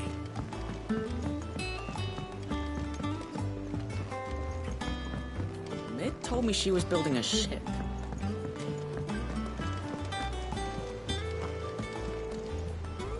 Goat. Still alive, I see. So Lady Karen accepted the ruby. Ah, about that. I tried my best, but she was just too stubborn to take it. She threw it right back in my face, in fact, and told me I could stick my stupid stone where the sun don't shine. Karen refused payment. I hope it wasn't something I said. I'm sure you were as tactful as ever. Let me see what I can do. Oh, wonderful. I hope you have better luck than I did.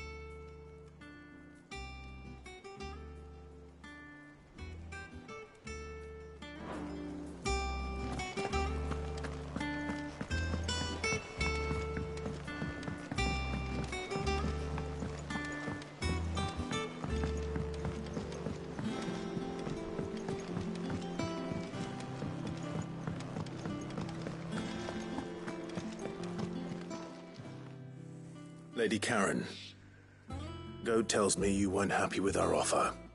Would you prefer the debt was repaid in coin? What debt? I don't recall lending any of you like me hard-earned gil.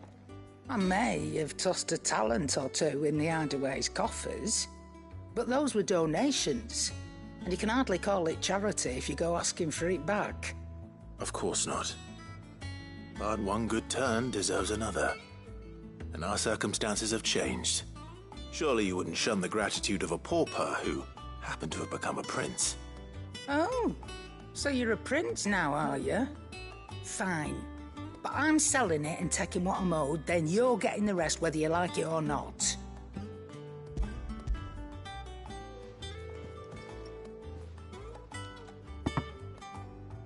Where'd you even get this? A decent trader might nab 1,000 talents for a star ruby.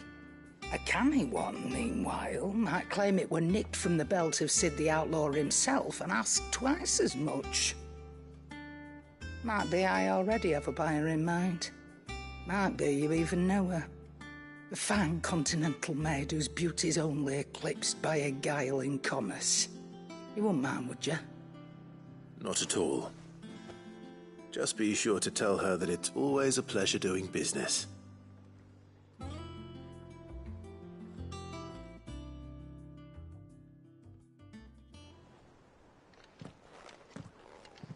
I hear you ended up delivering all 3 stones. Thanks to this lump. I sometimes wonder what I pay you for. Speaking of which, I still haven't been paid last month's wages. Oh, so you remember what's owed to you, then? Get your ass behind that disc of yours and don't get up before those ledgers are square. Right away.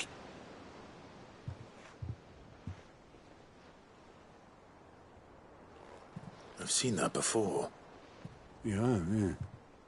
Plenty of times. It was the only goblet Sid ever used. Either out of habit, or because the filthy sod couldn't be bothered to find a clean one. I knew so little about him. Like most people. Martha and the Dame both seem to have fond memories of him. Huh. I bet they do. How long did you know Sid before he... Before he died. 20 summers, give or take.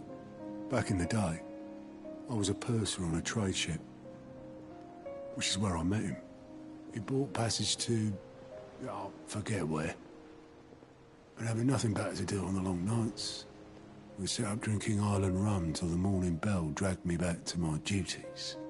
Quit my post not long after that, on account of making a fine maiden's belly fat. But me and Sid stayed close, promising we'd one day sail the seas again. That was before fate stepped in and said she was having none of it. The magic woke inside my son soon after his first name day, and there was no hiding his knack. Couldn't you and your family have... My family were the ones who summoned the constable, wanted the monster taken away. I couldn't turn my back on him, forget what I felt, and I couldn't for the life of me understand how they could. Luckily, Sid was of the same mind as me. It was him who stood beside me when all I wanted was to tear the whole world down. Him who cried for me when I had no tears left of my own. Him who swore he'd do everything he could to stop it from happening again. And he was true to his word, too. Left the Royal Army once and for all. His ranks, his ribbons, gone. Just like that. Threw away everything he had. All to right a wrong that no one else had the courage to face. I knew then I'd follow that man to the ends of the earth.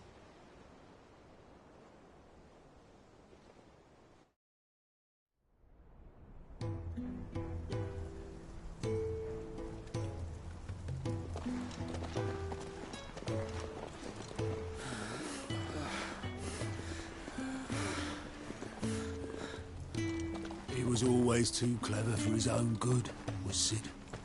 Saw the world for what it really was, while the rest of us were content to go along with the lie we were shown. And it can't have been easy, bearing that burden alone.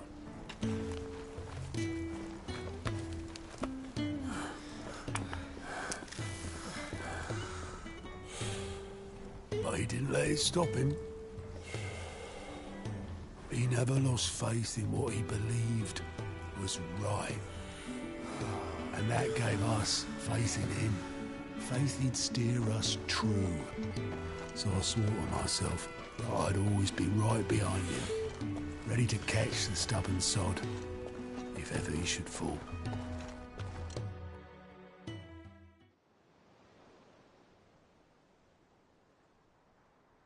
But I couldn't even do that.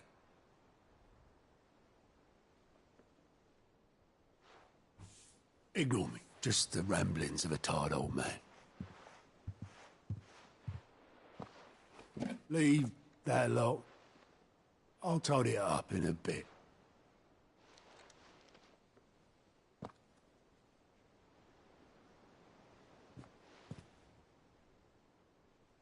This is Sid's handwriting.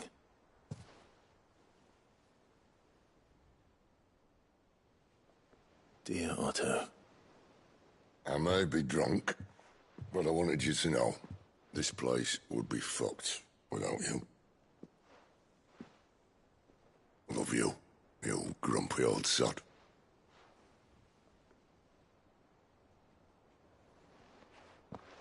This note. Hmm? What about it? Sid was right. Without you, we'd all be lost.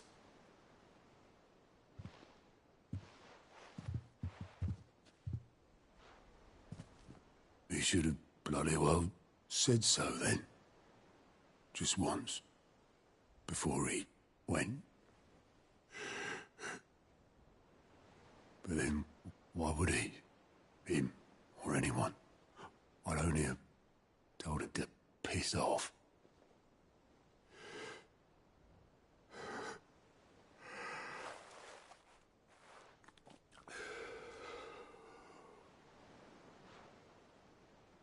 You're wrong, though. Both of you. It was never just me keeping the hideaway afloat. It was all of us. I just shoved people in the right direction. I barely seem to be able to do that anymore.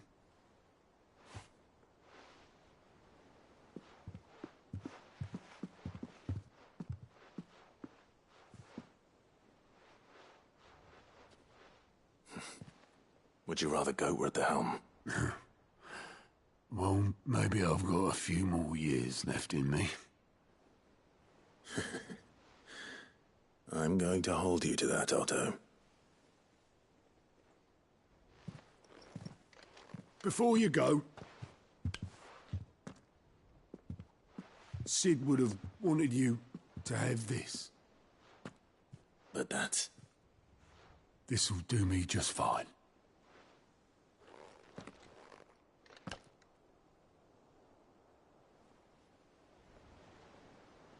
Thanks for the ray of sunshine. I'll see if I can't pay you back. Already have.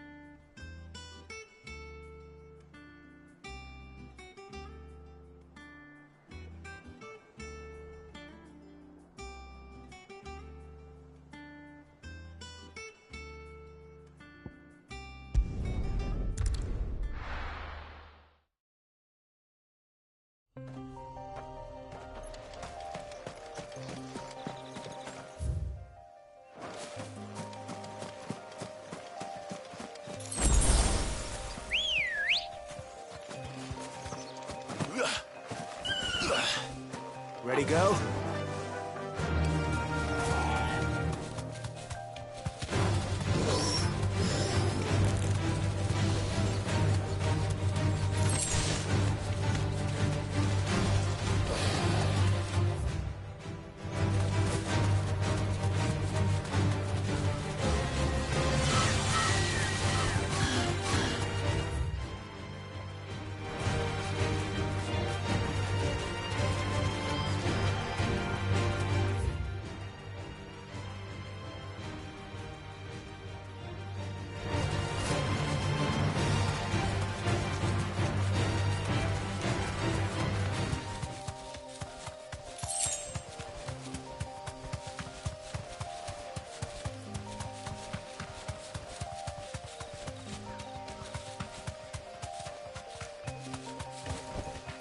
I can walk from here.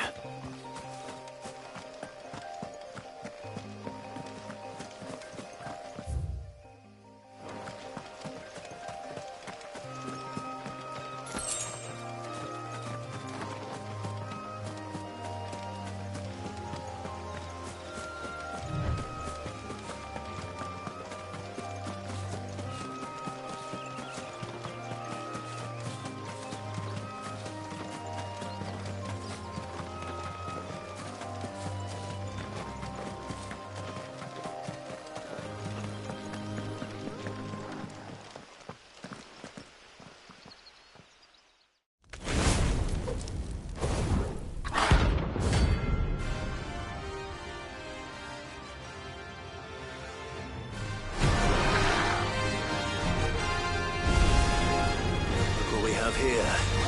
Greetings, Your Majesty.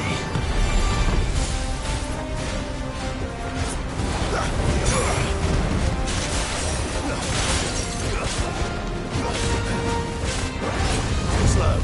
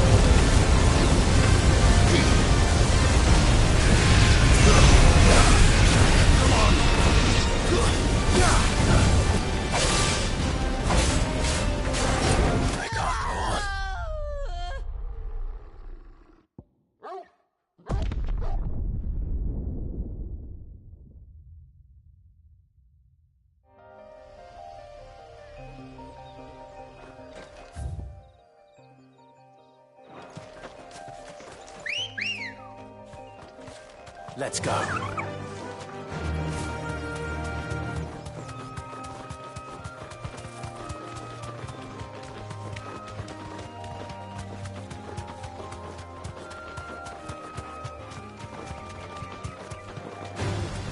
No mistakes.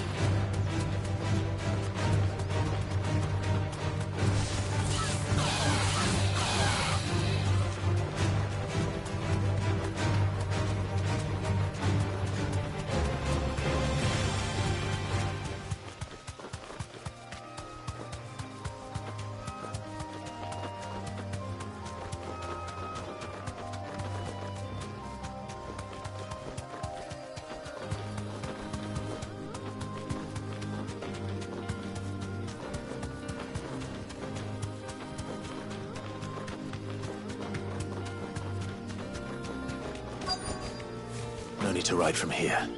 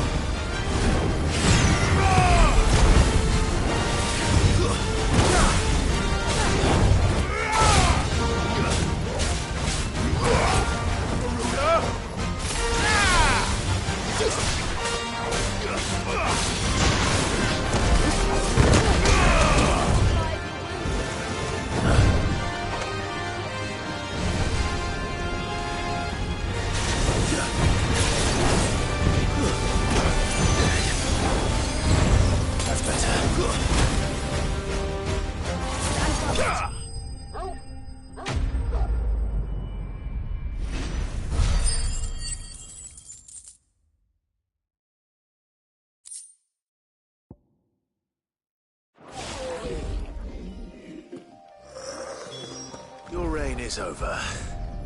Now to collect... This looks like the stuff. Let's see if there's any more.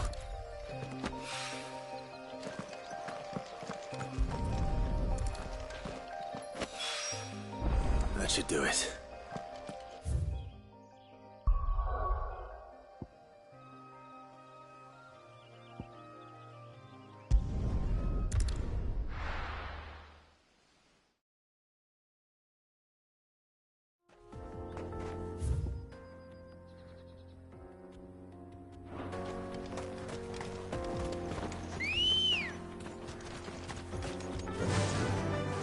Faster!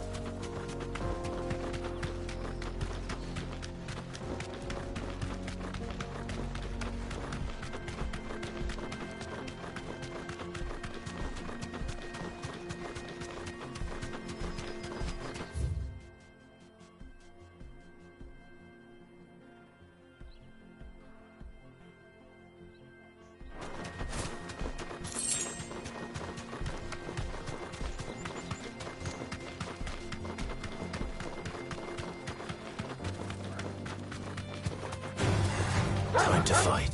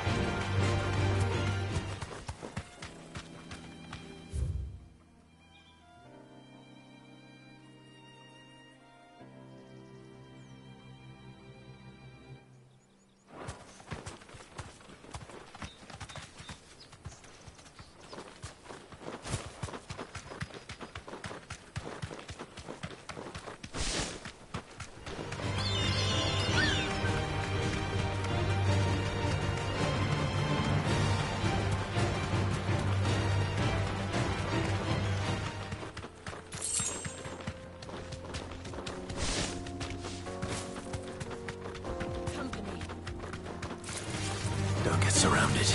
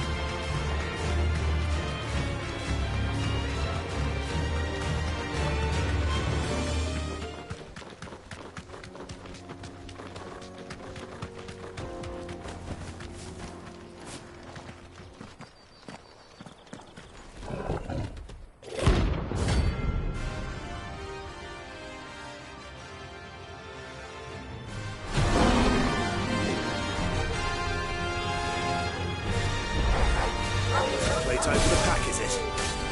Let me introduce you to Arno.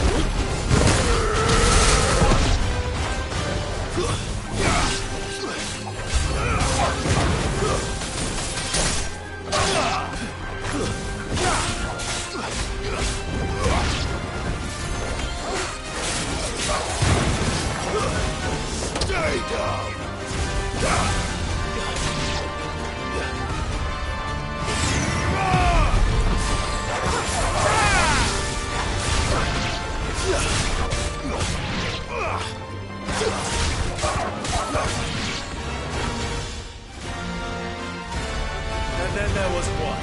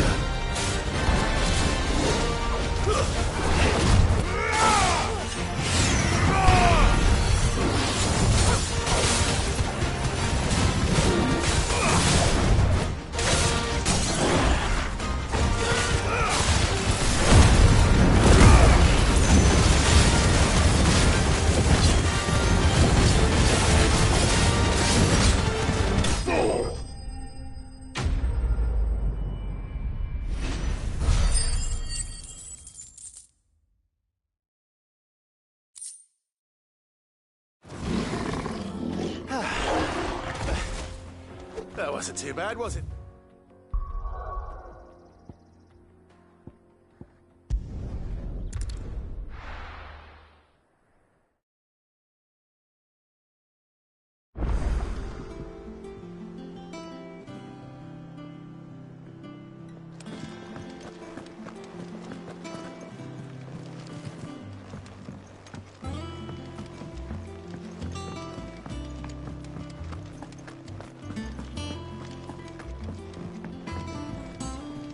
Back, are ya?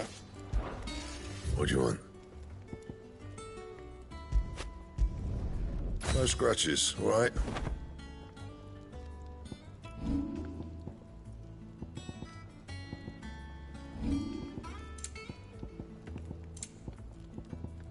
Anything else? He cracked the crystal too.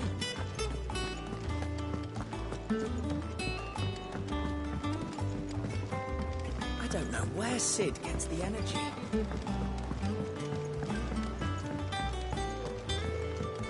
Mid told me she was building a ship.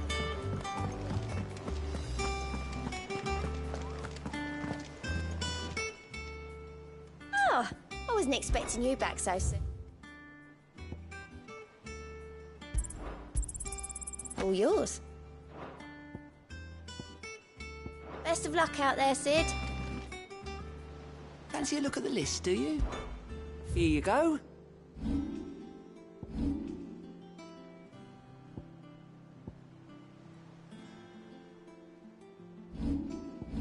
Always something in there.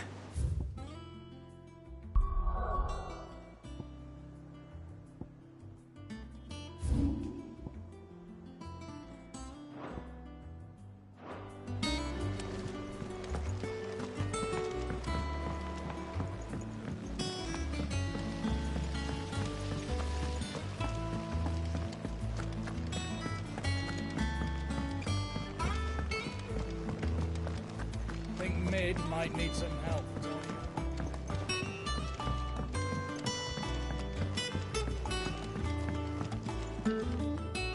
All right there, Sid? How's that hunt for the bomb ash going? I have it here.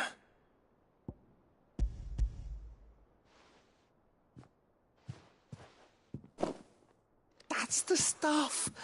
And plenty of it, too. Enough to keep the Alembic bubbling away for a good old while. You're a gent, Sid. Let nothing say otherwise. Right then. Let's get this contraption up and running.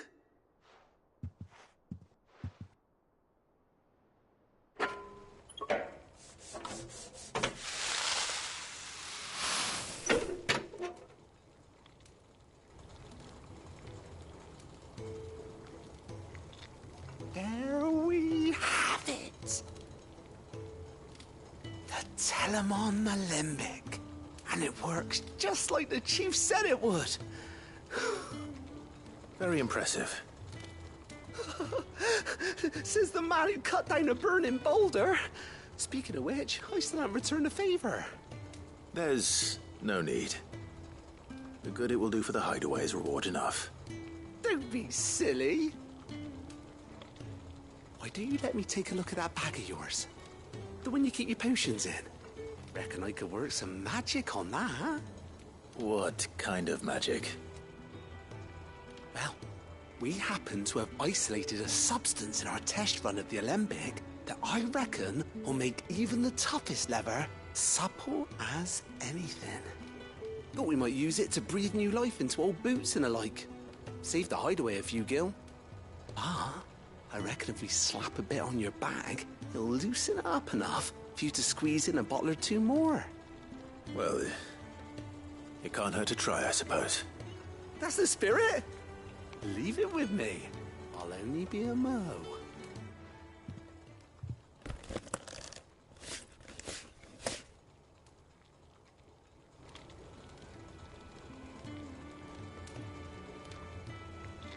Well, what do you reckon? It certainly feels more flexible. Right? Told you. Thank you. I think. No. thank you for supporting Mid and the rest of us in our endeavours. Without you, we'd never have been able to discover wonders like that stuff I rubbed on your bag. And I'm telling you, there's plenty more where that came from.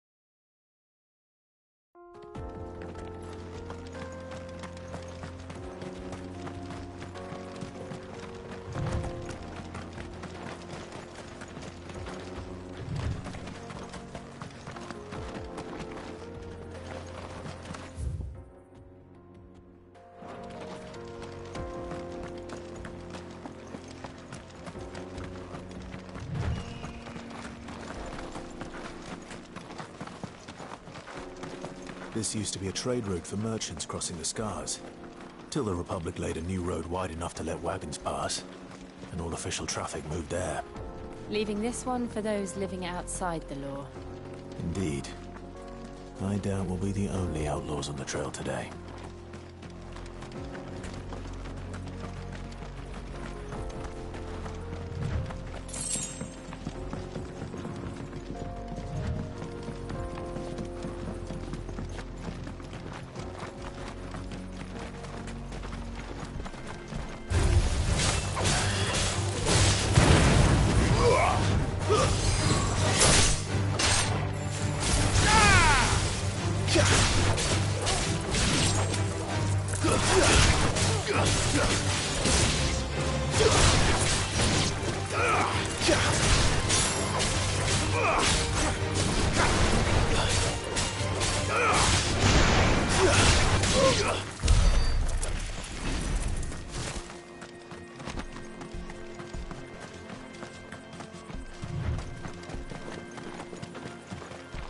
So what do you think? Really? It's as bad as that? Oh, aye. There's trouble up ahead. And too much of it for us to handle. I take it there's danger on the road. Oh, what about this fearsome-looking fellow? You think he'd be equal to the task? Oh, no doubt. Assuming he's willing to hear us out. Well met, friend. My brother and I have been tasked with finding a merchant's missing cart. You seen it by any chance? How does a merchant misplace his cart? Oh, the man's a coward. When he thought goblins might come a-snarling, he ran, leaving his livelihood abandoned in the pass. He sent the two of us to fetch it, but it's gone. Now, I'm not much of a thinker, but I know the work of thieves when I see it. My brother's right on all accounts.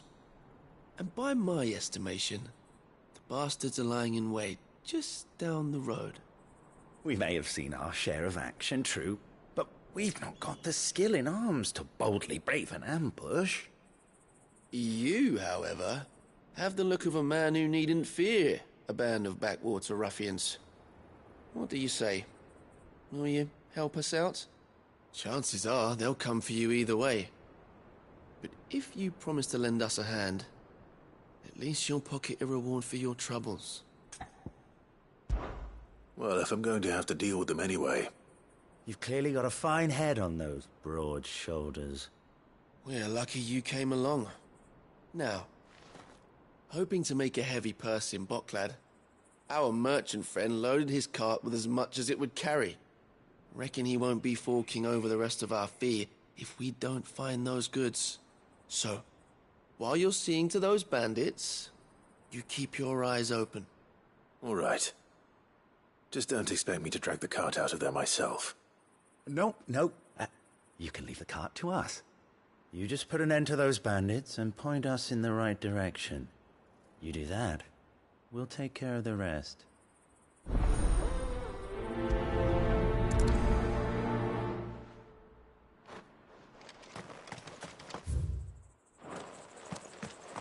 I'm not sure I trust those two. But if there are bandits lying in wait, I should probably take care of them. Look lively, you lot. We've got guests. These must be our bandits.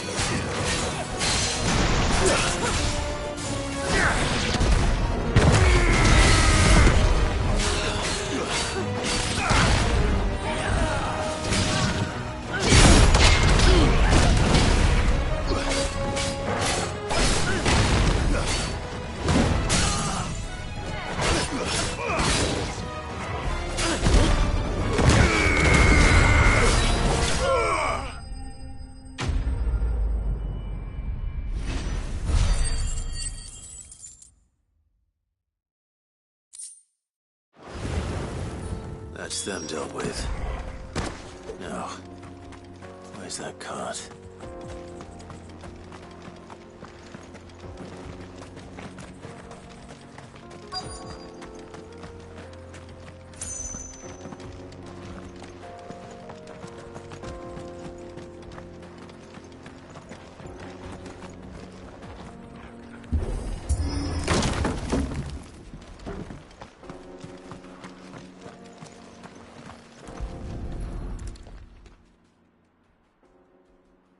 Getting all of this out of here will be a nightmare.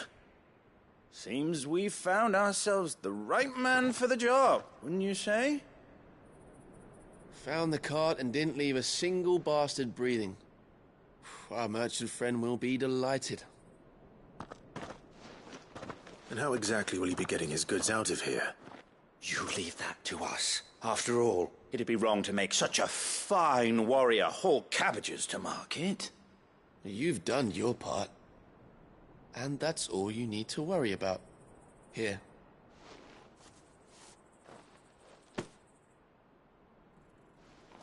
It's been a pleasure. Now piss off. There's no need to be so rude, brother. What if we want his help again next time?